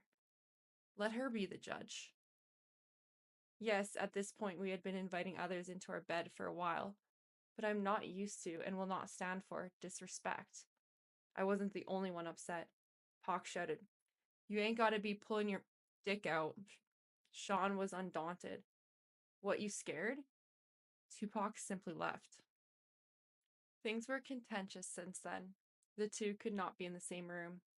Pac avoided me as much as he did Sean. When they did bump into each other, the tension was palpable. It felt like blows could be thrown at any moment. Months passed with only the tension between them. It was uncomfortable, but nothing life or death. Then one day, while we were at the studio, it happened.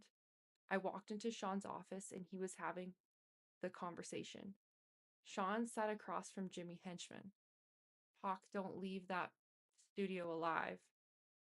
I don't think I was supposed to hear it. I continued as if I didn't. Hey, Sean. Good morning, Jimmy. They didn't seem to think I heard anything. I'm ordering breakfast. Smiling, Sean replied first. Let me get eggs sunny side up with grits and an orange juice. I could see he was hungover. Good, I don't want him knowing I know anything.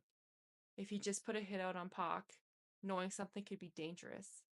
Jimmy, apparently not hungry, said, Nothing for me. As he stood to exit the room, he said to Sean, Let's make that happen. Then nodded to me and said, Kim, always a pleasure. With a wink to me and a nod to Sean, he turned and walked out. Jimmy was a part of our intimate circle. I went on as if nothing was happening. I'll make the call now. I smiled as I left, hoping I wasn't white as a sheet. I wasn't in the studio that night. Pac survived being shot, thank God. From what I understand, Sean and Chris saw Pac at the studio after he'd been shot and did nothing. The way God works. After being shot, Pac made it to the elevator and tried to escape, but he stopped at the floor Sean and Chris were on. When the doors opened, they saw him lying on the elevator floor, riddled with bullets. The fact that they didn't call an ambulance, although they saw Pac lying there swimming in a pool of his own blood, would be all the evidence Pac ever needed. He of course assumed they placed the hit. And Tupac is a soldier. This is not something that will be unanswered. Tupac didn't do well. He lost a testicle, but he survived. It was orchestrated, and Sean Puffy Combs was the orchestrator. Chapter 7. Threats.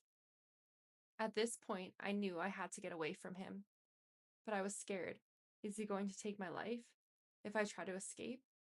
One February evening, I thought I found my opportunity at dinner after an event. We were at a ritzy restaurant in a private booth. It was an exclusive setup. We were alone, but we were in public. Perfect. Sean was on the phone talking to an unknown listener as he sat down. His words on that call will be etched into my mind forever. We're gonna release Who Shot You Now. He waited for a response, then went on to say, of course they're gonna think Big was talking about Pac. That's the whole point. Nobody would give up about a diss track against LL Cool J. Do you know how much money we'll make with this kind of rap beef? They'd be battling after someone who really got shot. This may not be the best time for this conversation, Sean was finishing up. We drop that shit tomorrow. He listened into the phone, then responded, there's going to be some blood in the street. Pac's alive, let's capitalize on that shit. When he responds, it's just going to make more money. He turned around and looked at me, spoke back into the phone. I'll call you back. Then he hung up and spoke to me. What's wrong? I tried my best to give a fake smile at what I had heard.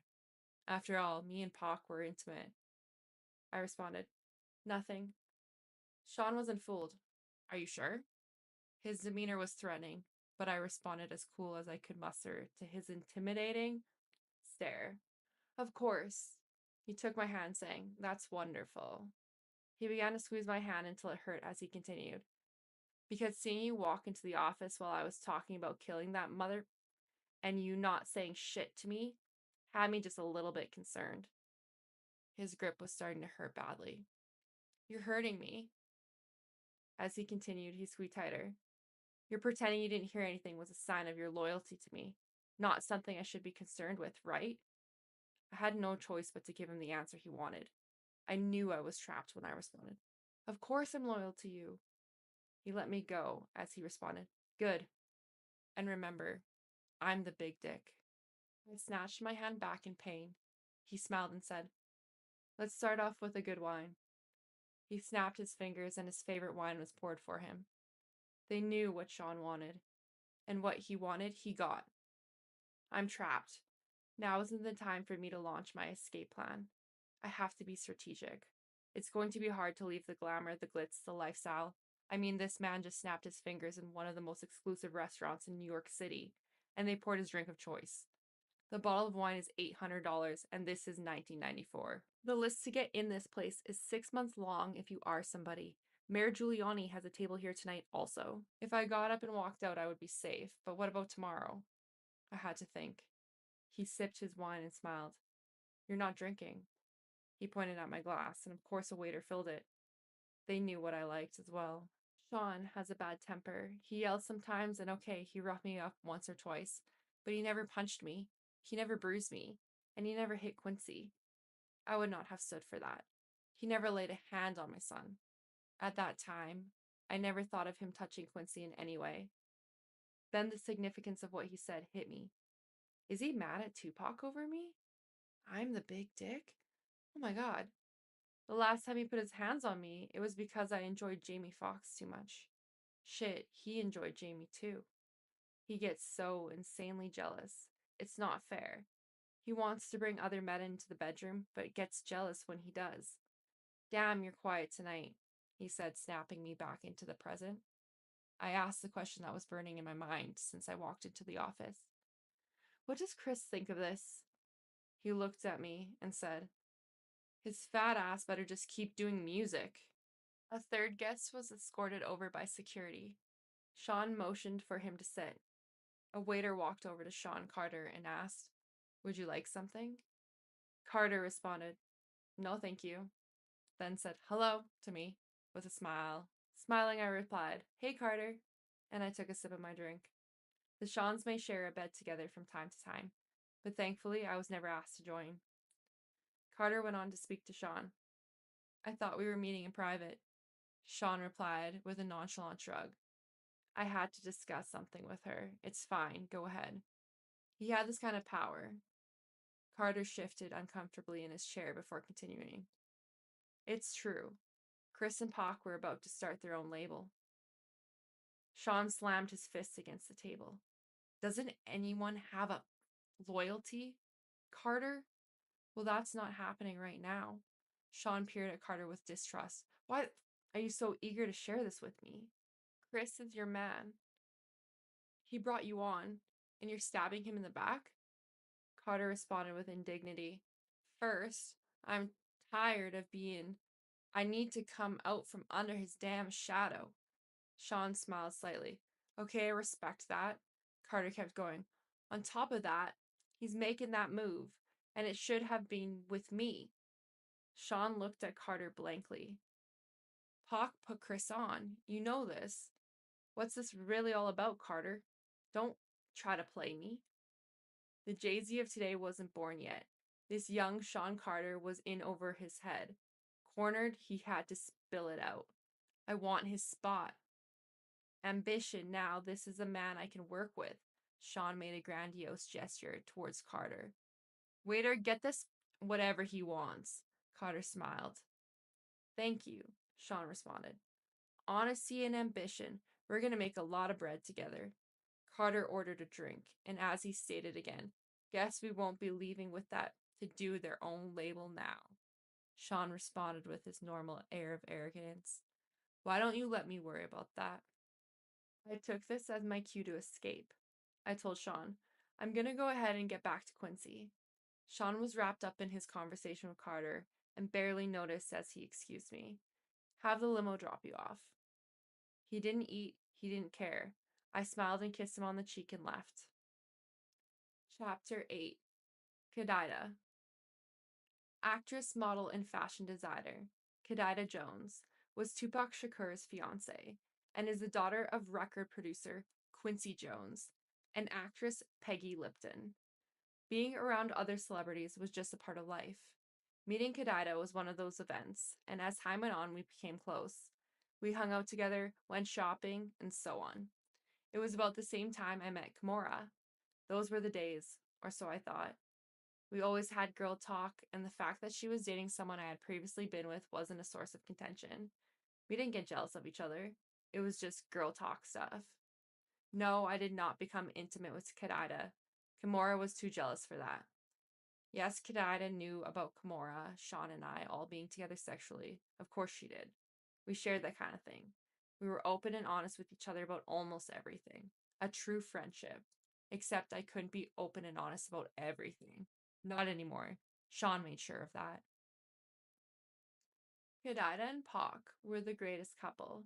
He was always so cool and yes, sexy. She was so beautiful and fun. Before all the tension and beef, we used to all hang out together. It was always dope vibes. But with Pac's shooting and the suspicions surrounding Sean and Jimmy, the vibes between Kadida and I were always perfect. Then came that night. Award shows weren't anything new for us at this point. We dolled up as the men groomed. We didn't choose what we wore. A stylist prepared our color palettes. A makeup artist did our makeup. And a hairstylist did our hair. This was just the way of things. We shared the best stylist in the business. Sometimes we would all go to the studio for an event to get our measurements taken. But this time, Kadida seemed different. I felt like something was wrong. But when I probed her, she didn't say anything. Then the day of the event was here. We would all see each other inside. Even though Sean was my man, as far as props, I had nothing on Kadida. Being Quincy Jones' daughter had perks, and superstardom was among them. Pac wasn't there. When she saw us, she came over to our table. We sat around kicking it in a very dope vibe. Sean knew he was going to clean up this award show. He had all but taken over the East Coast musically. With all the hits, there really was no way he wouldn't. Bad Boy is in Hall of Fame stuff now, and Sean P. Diddy Combs knew it.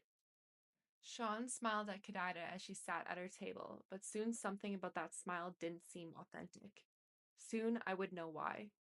He's sick when he has a grudge against someone. As she sat, Sean said, Bad Boy is going to clean them up. From this table with Faith, Chris replied, Hell yeah. And that new out gonna have sick. Kadida signaled for the waiter to pour her a glass of ginger ale that sat over at her table. As the waiter refreshed her drink, she said, Pac's music gonna get some love too. Sean grimaced. Oh, come on, Sean. I know y'all got your differences, but you have to admit, the man makes great music. Sean looked at me out of the corner of his eye, then took another sip of his favorite cognac, and replied, Bad Boy got the hottest music on the planet, and I ain't tripping. Everybody gotta get their shine, right? Kid Ida sighed. Sean, Tupac thinks you were the one involved with getting him shot. You two were so close.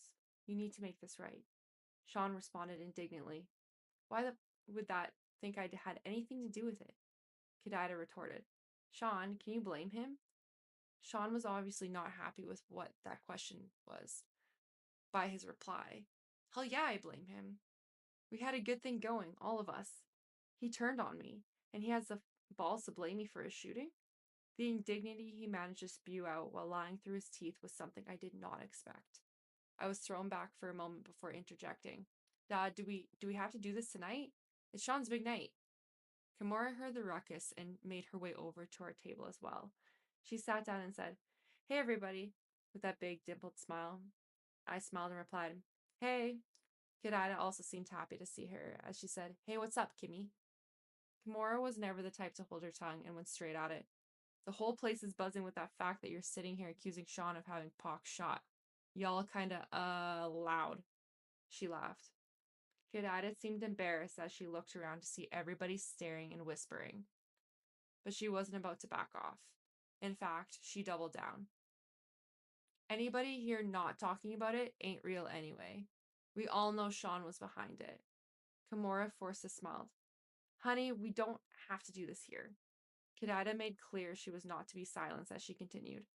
Oh, let's not hurt the feelings of Sean Puffy Combs. He only had one of the most prolific rappers in the game shot. Sean clenched his hands into fists. If this was anyone else, this would have turned ugly. But this was Quincy Jones's daughter.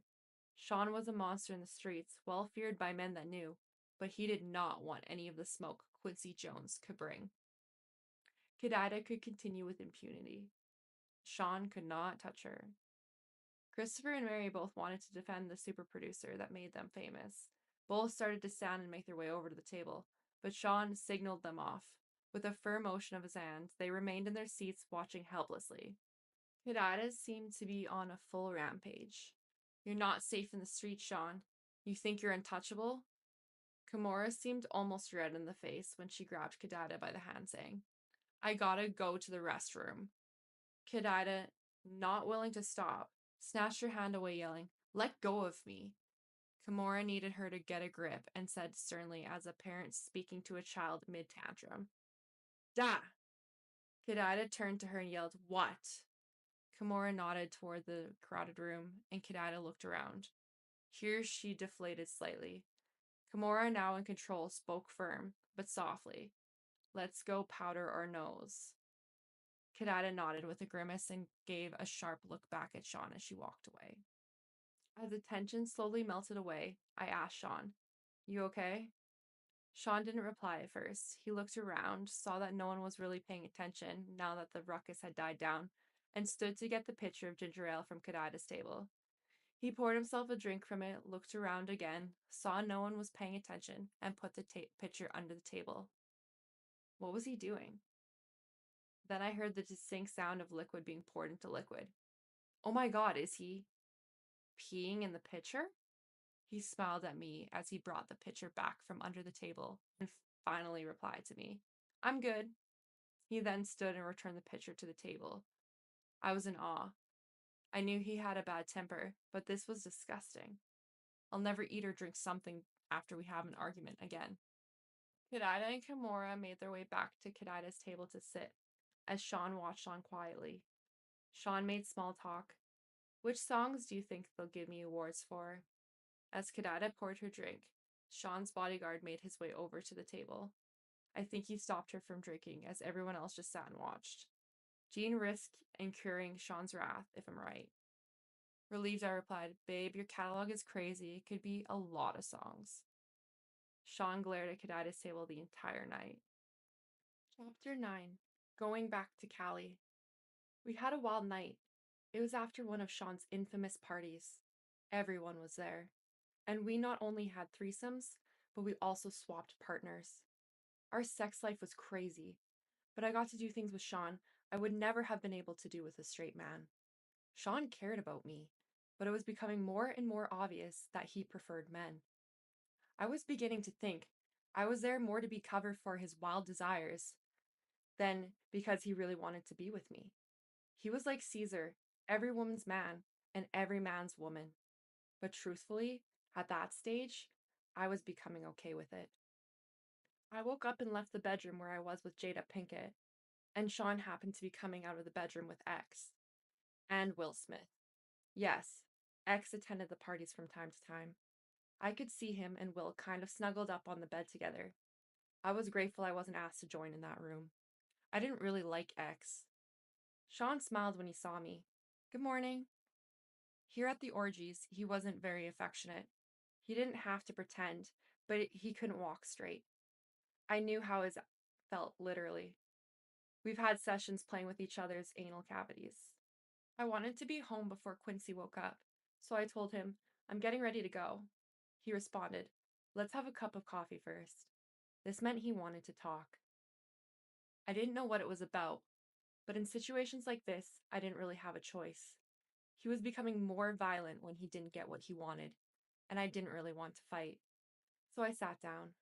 But before we started talking, X came out of the room. Sean was wearing boxers. X was in his birthday suit. X dressed us. Morning.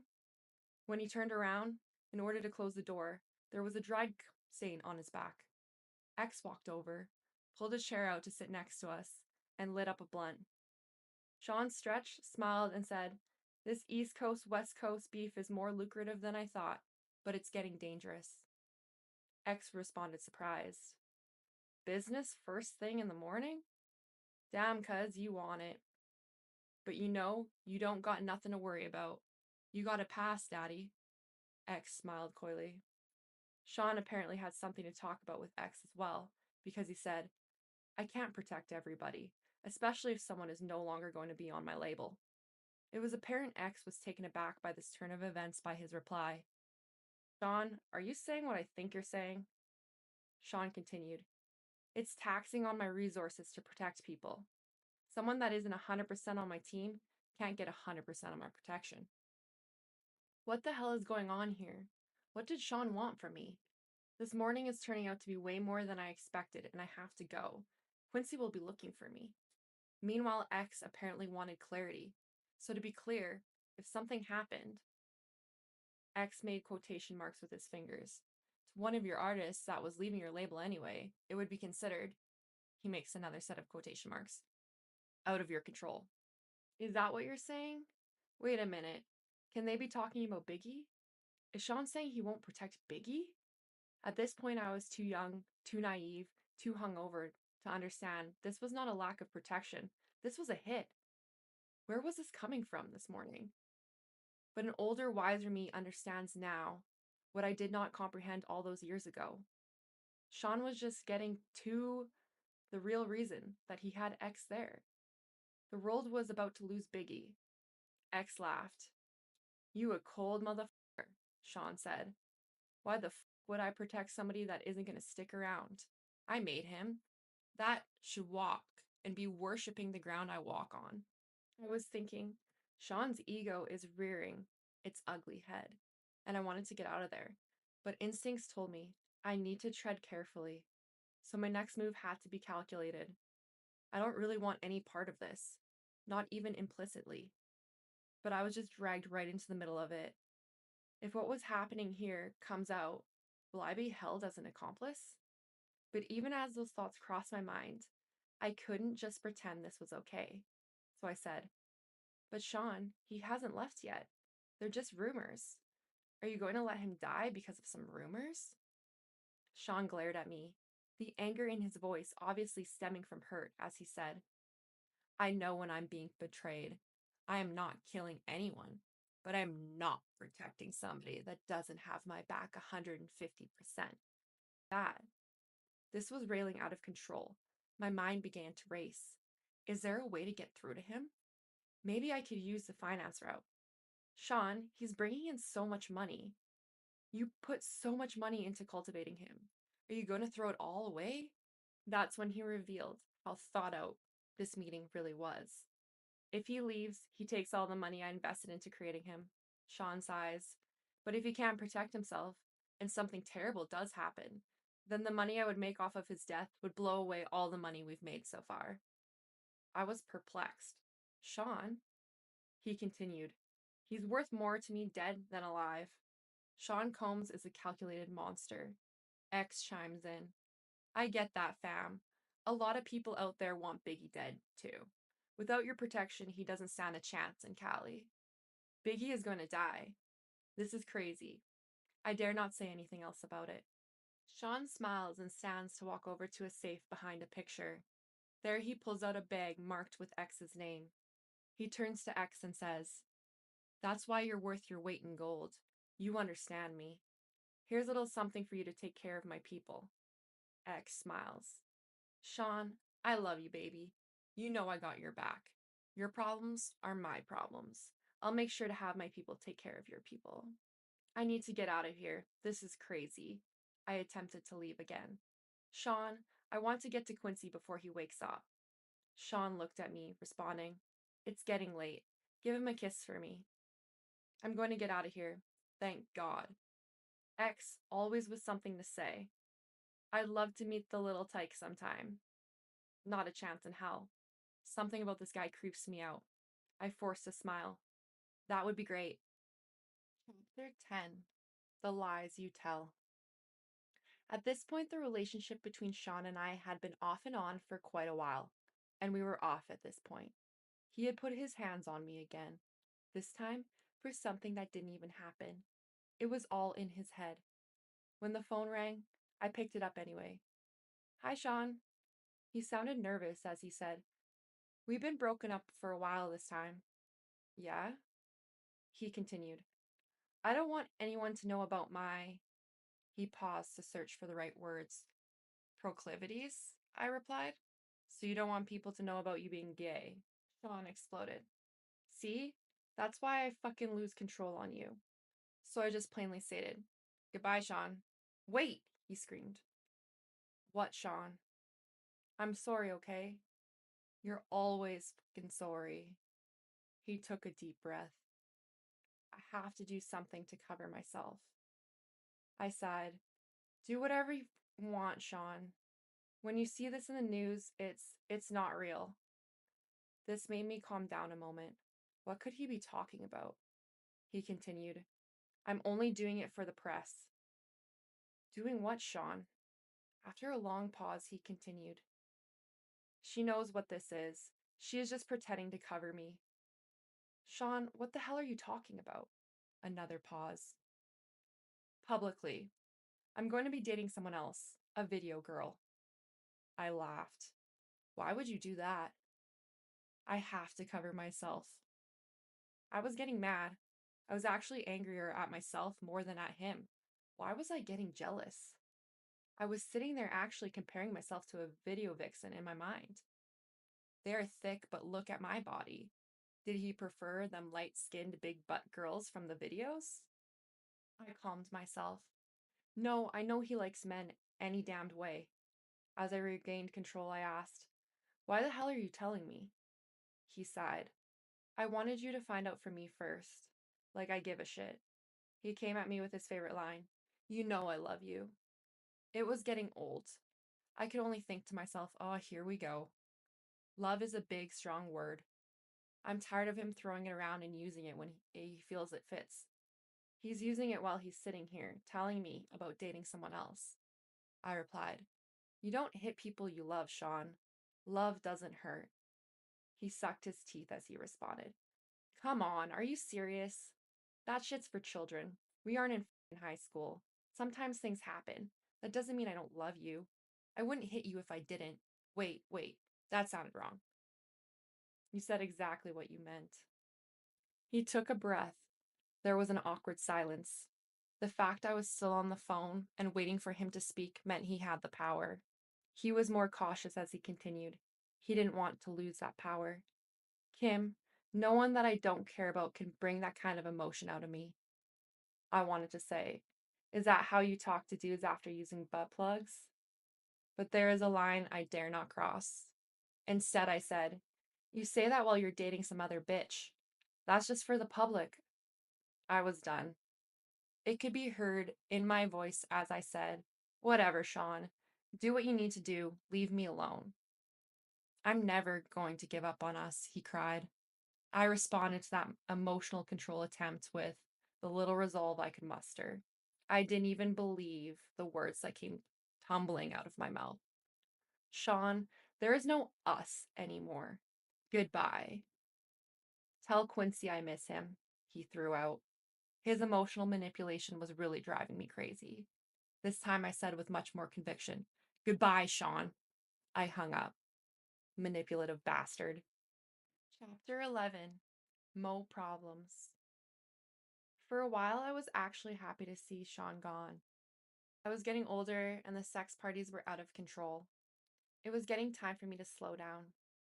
Quincy was getting older, and I knew that if I kept going, the rumors circulating were going to eventually find a way to get back to him.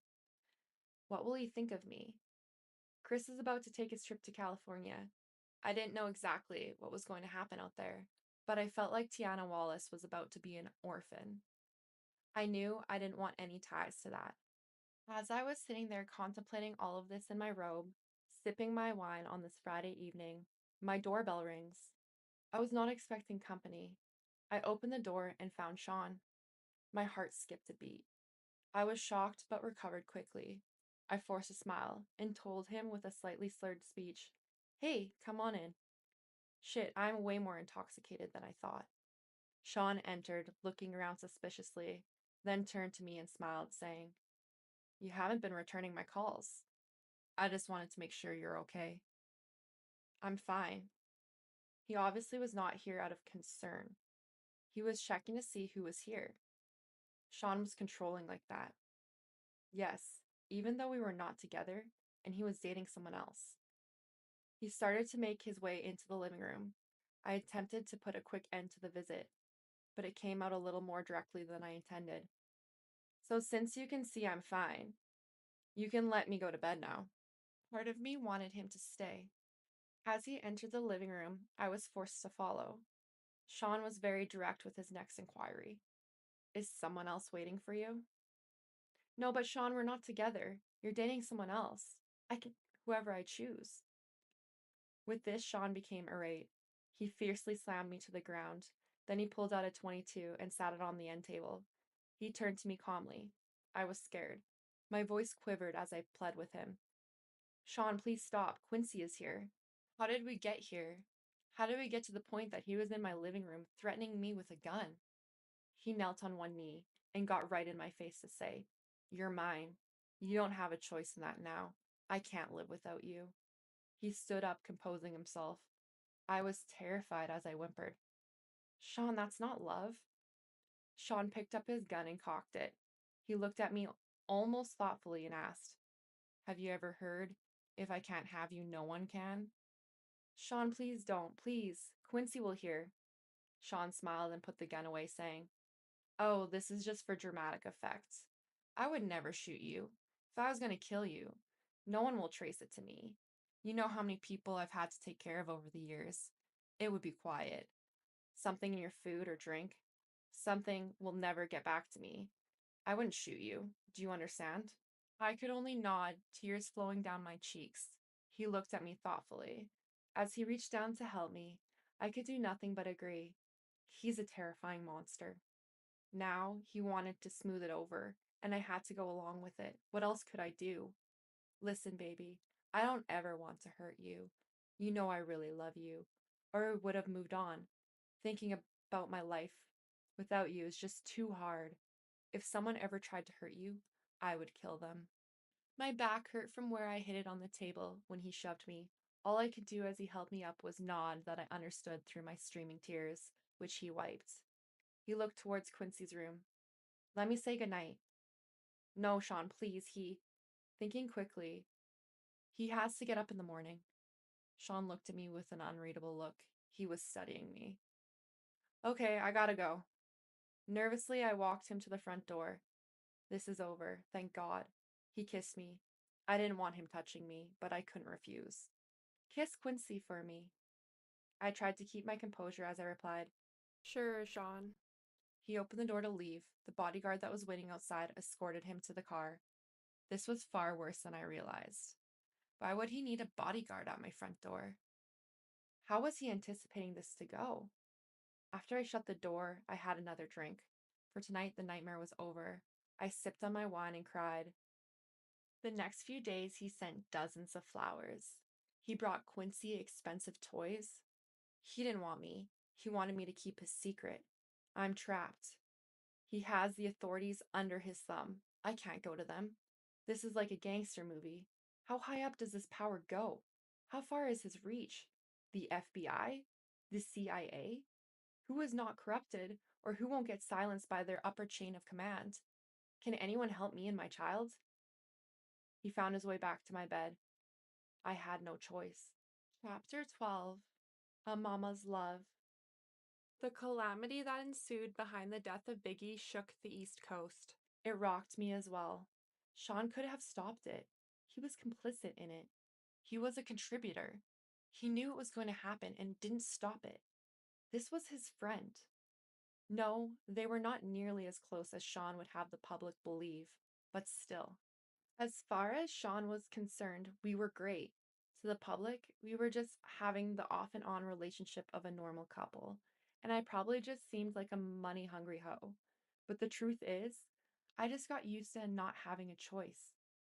Today, I recognized it for what it was, Stockholm Syndrome. I was at his beck and call and had become comfortable with it. Quincy had everything he could ever want, with the exception, of course, of a normal parental figure. That is why this chapter is so powerful for me. A mother's love is so real. One night, I was out with my boyfriend. Yes, we were on again. And we were joined for dinner by none other than Mrs. Wallace. Sean looked over. As security allowed Miss Wallace to approach the table and sit, Miss Wallace spoke with a smile. Hello, Sean. Hi, Kim. I smiled the best I could. What a situation. For all intents and purposes, she is sitting with her son's killer. I hope my voice didn't betray my feelings as I said, Hi, Miss Wallace. Sean smiled also as he said, Hello, Miss Wallace. What can I do for you? When I got your call, it sounded urgent. He was able to peer as if he was smiling warmly. This was the creepiest situation of my entire life. She looked at Sean with pleading eyes. I know this isn't your problem, but things have gone kind of hard. I was hoping that you could send some of that money Chris made with you this way. Sean shook his head. That's not something I can just do. There are attorneys and accountants. Can I maybe help you out with a little something to get you past the hump? Sean reached into his pocket to dig for his wallet. I haven't even seen how much Chris left. It's going on 2 years. Just how long is this going to take? Sean sighed as he replied. These things are difficult, Mrs. Wallace. I don't know. The attorneys don't make this easy. Miss Wallace pushed further. I don't understand. What's so difficult? He worked for you. He made his money. Where is it? Sean shook his head as if saddened by what he was saying as he continued. It's not like I can just give you his money. You're not entitled to certain amounts, and they are just trying to figure out what that amount is. I don't mean to sound cruel, but it wouldn't be fair to me to just give you tons of money. You got rich off my son, and now you're keeping all of his money? Sean kept his cool as he replied. I'm afraid business isn't that cut and dry, Miss Wallace. I paid for publishing, publicity. I mean, in all actuality, if I'm going to be straightforward, Mrs. Wallace, Chris probably owed me money. I don't know until it's all worked out. The anger in Mrs. Wallace's voice barely overshadowed the pain, or perhaps it magnified it as she uttered the only words she could muster. You bastard. Sean didn't flinch. He just said, Look at the contract. I'm honestly trying to give him as much as possible out of it, but I have investors. I can't just take money that doesn't belong to him and start giving it away. Miss Wallace exploded in response. You know good and well Chris didn't owe you a damned thing. Sean stared her straight in the eye unwaveringly and said, He would have started making a profit after a few years. His money, until his album sales paid for studio time, music videos, publishing, and marketing, would have come from doing shows. I'm sorry. He isn't here to make that money. I miss him. Her response was deadpan. Did you kill my son? Momentarily, Sean was stunned into silence. She asked again, her voice quivering. Did you? He started. Miss Wallace. She would not be redirected. Answer the question. I was not used to seeing Sean on the defense. No, of course not. She looked at him with spite, the anger in her voice enough to send shivers up my spine, as she replied with a menace only a mother can. I don't believe you, Sean. Sean looked at her with a sadness that I knew in my soul to be fake. Although looking at him without context, anyone would believe him, as he replied, I'm so sorry to hear that. Today, I know he was able to muster that false sincerity because he is a sociopath. Back then, I thought it was compassion. With no more words, Miss Wallace stood up and left. Sean watched her exit with disbelief. Not knowing what to do, I placed my order. Dinner that night was long and silent. I feared for Mrs. Wallace's life. Sean is most dangerous when he feels threatened. No, she could not physically threaten him, but this threat was very real. If she goes public with her accusations, Sean's image would be damaged. I have felt for myself the extents he will go through in order to protect that image. Chapter 13. Have some faith. The fact of the matter is, Sean was a complete control freak. He was absolutely the worst. But of all the things he did for control, this might have been one of the most despicable ones. We were in the bad boy office one evening, sitting in the lounge area, enjoying a meal. Sean was smoking one of those big cigars he liked, when Faith entered and sat down with us. She seemed relaxed, and as she said, "Hey guys," I smiled. I never had any bad vibe from the marvelous Faith Evans. We never talked about the wild time that three of us shared one of Sean's parties. I gave her a hug. "Hey girl, what's up?" Sean smiled and asked, "Hey, what brings you out?" She addressed Sean, saying, "Look, when you asked me to hook up with Chris, I understood. You needed to control him. I felt honored that you would choose me to monitor one of your most valuable assets. Chris is sweet." Sean laughed and said, "Honestly, I knew you would be good. Make the big man feel loves." I don't feel good about this, Sean. Sean got that look in his eye he gets before he blows his top. Faith saw it also. She treaded carefully. "Sean, you know I'm as loyal as they come." Sean leaned forward, unintentionally threatening, and said in a low tone, "Yeah?" "But Sean, Chris and I had a child together." Sean leaned back. He let out a deep breath. "I'm gonna take care of you. You're not like Chris. You're loyal." Faith had a tear in her eye as she responded, "He didn't have to die." This was getting very touchy. Did she know? Did she suspect? Was this her trying to find out if Sean intentionally killed Biggie? I wanted to ask, but of course there was no way of doing that. This is so crazy. Sean sighed and replied, "He didn't. Don't get me wrong. I miss him. But he was leaving me anyway. No one cares about my pain." Classic narcissistic Sean. It's all about him. I was sickened for a moment, but his next sentence made me feel for him anyway. I wanted to share all this with him. He was my man. Faith couldn't hide the anger that flared in her eyes, but she knew who she was talking to. She was careful as she spoke. "Sean, you have your friends you share things with." Sean sat forward again, this time with malicious intention, as he queried, "What the that's supposed to mean?" Chris had no one, only you. Sean lost it. "That fat and that other piece of shit I had you," I interjected while in shock. "You had her, Pac?" Sean glared at me as he answered, "Yes, Pac. Those were going to try and start their own label and compete with me. Me, after all I did for that fact. Nah, I wasn't going to use resources to protect that motherfucker. No fucking way."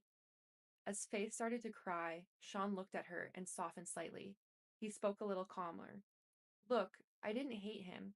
I was hurt, but I didn't hate him. I'll make sure you and CJ are taken care of.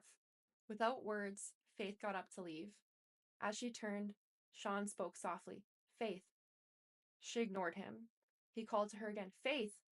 She exited quickly. Sean just looked at me and said, damn. I really didn't know what to say. Sean just told Faith that he wouldn't protect her husband because he was going to leave Bad Boy. From a business perspective, I didn't disagree with Sean there. If you're leaving and creating competition for him, why would he spend resources on you? So I hugged Sean. But I also knew he didn't have to send Chris to California. I wonder if he realized that he sentenced him to death. He hugged me back with tears in his eyes as he asked, how the f am I the bad guy, huh? I can do nothing but bust my ass to make everyone live comfortably, and I'm supposed to just let walk all over me? As I held him in a comforting embrace, I replied, no, baby. He took me right there on the couch. Like I said, Stockholm Syndrome. Chapter 14. Outshine. This particular evening, I was at Sean's house and Quincy was staying with a friend. It was some alone time for Sean and I, until the doorbell rang, and Sean got up to answer it. I heard a woman yelling, and quickly realized that it was Jennifer Lopez, or better known to the world as J-Lo. Sean, what the fuck? She blasted. Sean responded calmly, relax, baby. Why the hell did you have to start shooting? Isn't that what we have bodyguards for? Normally, when these kinds of situations arise, I remain quiet and just listen. I play my position, you could say, but I wasn't paying attention to the news for the last day or so, and even though it would only be the thing anyone would talk about to me for months, no one had spoken to me about it yet. So I just entered the foyer asking, what's going on? Jennifer exploded at me. What's going on? What's going on? He shot up a damn club. My jaw dropped, looking back and forth between the two. Sean spoke smoothingly.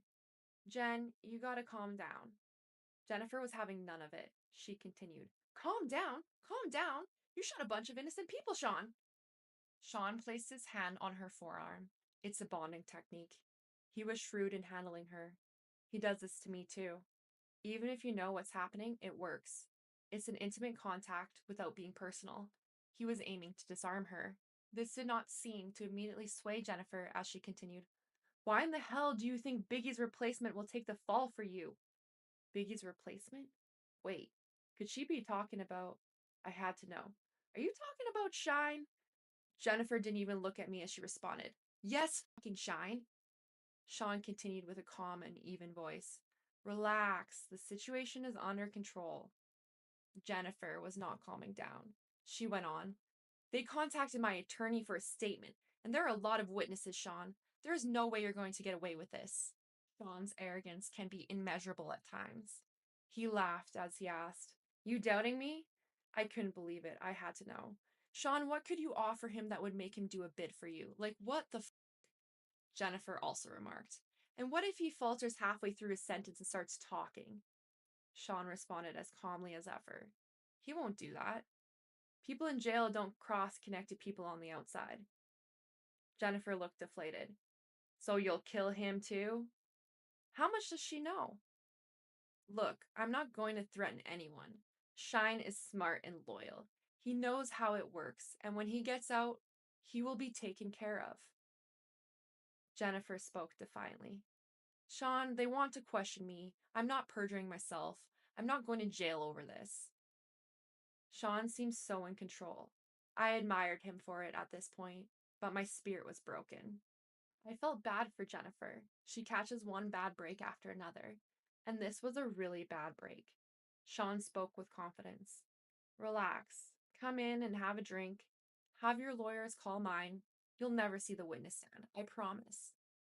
Jennifer wasn't so sure. She asked him, how can you possibly know that? Sean smiled as he replied, between Shine's confession and the witnesses that gave their accounts, the cops won't need much else. The statement from your lawyer will be fine. Jennifer's next concern popped up. She explained, my attorney? Sean, he's good, but he won't do this. Beaming with confidence the way only a man with his net worth can, Sean responded, sure he will. Jennifer shook her head defiantly as she responded, Sean, you don't know him. Sean's unbreakable confidence was ruling the day. Jennifer was giving in as he told her with a smile, I got this. Sean, are you sure? Sean gave a wink. My attorneys handle situations. Give him my number too. Jennifer seemed leery as she asked, You're not going to threaten my attorney? Sean laughed as he replied, No, of course not. Money talks, baby. He turned to me and said, Take her inside and pour her a drink. I had questions of my own. But you were going to make Shine the label's go-to man. What are you going to do now? Sean looked disappointed as he responded. He had the voice, but his flow, he sighed. Well, artists with his talent are a dime a dozen. Looking at Jen, he continued. He's not a once-in-a-lifetime find like Jennifer Lopez. Now he's throwing on the charm. Despite the situation, she blushed slightly. Sean continued. Let's grab that drink. Let me handle this attorney situation. Relax. Don't worry. We left the foyer and went to have a seat in the living room. He tried to make a threesome happen that night. It didn't work out. Not that day. Chapter 15. Queen Bitch. Kimora Simmons and I went out to have drinks. She was looking at me seductively, and I was turned on. We were going to go back to my place afterwards, but suddenly after sipping my drink, I felt like I had to vomit.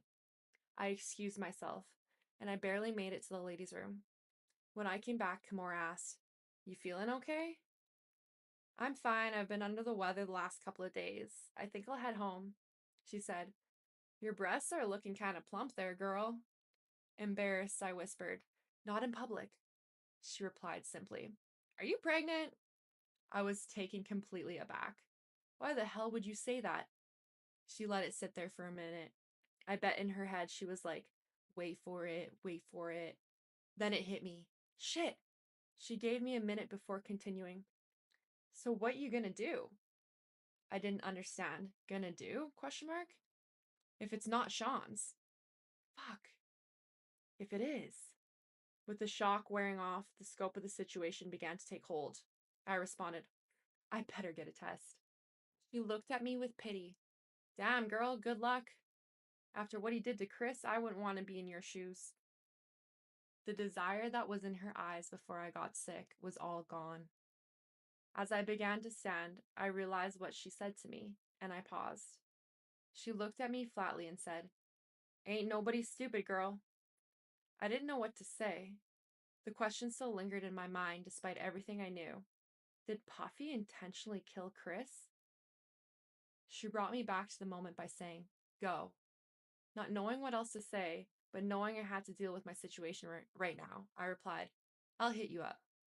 She sighed and simply repeated, Good luck. Chapter 16. Christian. The next day, I was sitting on my couch deep in thought when my doorbell rang. I went to let Sean in. This was going to be scary. We made our way back to the living room and we sat down. Quincy was asleep. Sean seemed legitimately concerned. What's so urgent? I didn't know what else to do. I just blurted it out. I'm pregnant. The air in the room was as thick as J-Lo. He was quiet. What is he thinking? He asked the obvious question. Are you sure? I spoke rapidly. I was on the pill. I'll get rid of it. I'm sorry. I just wanted you to know. That's wonderful. That is great. I was so confused. Huh? You're not mad at me? He laughed. Mad? No. Why would I be mad at this wonderful news? I'm gonna be a dad, with the woman I love bearing my child. What could possibly be better? He jumped right on the phone and called one of his besties. I could hear Will Smith congratulating him. Sean said, Yeah, definitely. Hold on. Kim, baby. I was still in awe of the fact that he didn't get angry. And yes, I will admit, I was sure he was going to hit me. So it was with relief when I replied, Yes? He told me excitedly, We gotta have a party. His excitement was contagious. I was getting really excited too. Yes, a gender reveal and... He cut me off. Yes, of course we're going to do all that. But everyone is going to want to sleep with you right now, before you give birth. My heart sank in my chest. Everybody is going to want to what? Sean went on with the same excitement. Well, not everybody, you know. Will, Jada, X. Sean, I'm having your baby. He verbally waved me off. It'll be fine. I couldn't help myself. I just started crying. Sean grew quiet on the phone, then spoke low. I'll call you back. He hung up and took me by the hand. Baby, I never ask anything from you. I tried to see him through the tears streaming down my face. I couldn't believe the words coming out of his mouth. I tried to speak. Sean, he cut me off. I provide everything anyone could ever want. Do you want for anything? Sobbing, I replied. No, but, he continued. This is the kind of thing I have to do in order to continue giving you this comfortable lifestyle, where you live in the lap of luxury and get to be on TV shows and in movies. I know you don't want this, but do you want all of this to go away? A whimper is all I could manage. No, he continued softly. Then we gotta do this, I said. But Sean, I don't believe in all this spiritual crazy shit. We got here because you're brilliant, not because of the sex parties. He replied, Do you trust me? I did. My soul was so broken. I did. I responded, Yes. He sighed as he said, Then let's do what we need to do to keep what we have. As I nodded yes, he pulled me in to hug me. Thank you, baby. We are going to have a beautiful baby. He ordered me some food, and that night I cried myself to sleep. I was going to be 9 months pregnant? I want my children out of this life. My child's going to have a good biblical name, a heavy Christian name. They are not going to take his soul. Chapter 17, Broken Promises. I don't know how this managed to stay out of the media for so long, but Sean got to the point where he was incredibly abusive, and only his inner circle knew about it. The artists were all too afraid of him to say anything. He had gained so much power. No one would say anything. Puff Daddy was a kingpin. This Monday afternoon, Quincy was in school and our son Christian was with the nanny, and I still had to make a living. I still loved the camera and had just been cast for a new movie. Sean was coming over to celebrate with me, just the two of us. I was in the bathroom when he came in. We were supposed to go out for dinner, but he was in a foul mood. Sean yelled, What the f? I would have to walk on eggshells as I came out of the bathroom, but I found him holding flowers, so I smiled. You brought me flowers? Sean yelled, No! So who the f are they from? I was bewildered and told him honestly, I don't know, probably just a fan. He threw the attached card at me. I picked it up to read it. Sean, he slapped me so hard I hit the ground. Sean yelled, Who the f were you with the other night? I looked down at the card that was lying on the ground next to me, and it read, The other night was amazing. We must do it again. Shit, I tried to explain. Sean, he threw the flowers at me. That's not how this works. You have my child. You don't touch anyone unless I allow it. I yelled back. It was just coffee with the producer. It was nothing. He glared at me and asked, Who the f is this producer? I was trying desperately to calm down as I responded, From the movie, babe, calm down. He picked up my coffee mug and slammed it against the wall. Coffee flew everywhere as he yelled, Who the f this think he is? Sean, he's just some producer. We talked about the role, and me maybe starring in another movie that he wants to produce. I swear that's it, Sean. Sean exploded even more. He wants to put the move on my family at the top of his lungs. My family. He flipped the table over, breaking it. It was a heavy table, but Sean is stronger than he looks. I pleaded with him. Sean, please. He yelled at me. What? I tried my best to calm him down. He probably didn't know. It didn't come up. You're publicly dating someone else, so... He screamed at me, and it somehow seemed even more intense. So you didn't tell him back off? Sean, I didn't... And then out of nowhere, he hit me with a chair. I don't remember anything after that, until I woke up in a hospital room. My arm was in a cast, hanging from a sling. My face hurt. My eyebrow was in immense pain, as was my lip. As I came to, the first face I saw was of the man that put me there. Sean asked with concern in his voice, How are you feeling? I responded, Stay away from me. I'm sorry. I don't know what came over me. I save it for the lawyers. Stay away from me. We were in a private hospital room, and no one would hear me. I could scream like my life depended on it, but it wouldn't matter if I did. He kept going. I was just so jealous. You know how I am. You have He took hold of my left arm, the one that was not slung up in a cast. You have our beautiful son, our family. It's just. At that point, I had enough. The one you slutted out right before giving birth? Are you fucking shitting me? Stay away from me. Don't come near me or my kids. He continued to plead. I'm sorry, baby. I promise. I'll never put my hands on you again. I swear. I've heard this song one too many times. I spoke through gritted teeth. If you come near me or my kids again, I'll call the cops. A flash of anger returned. You would use my kid to threaten me?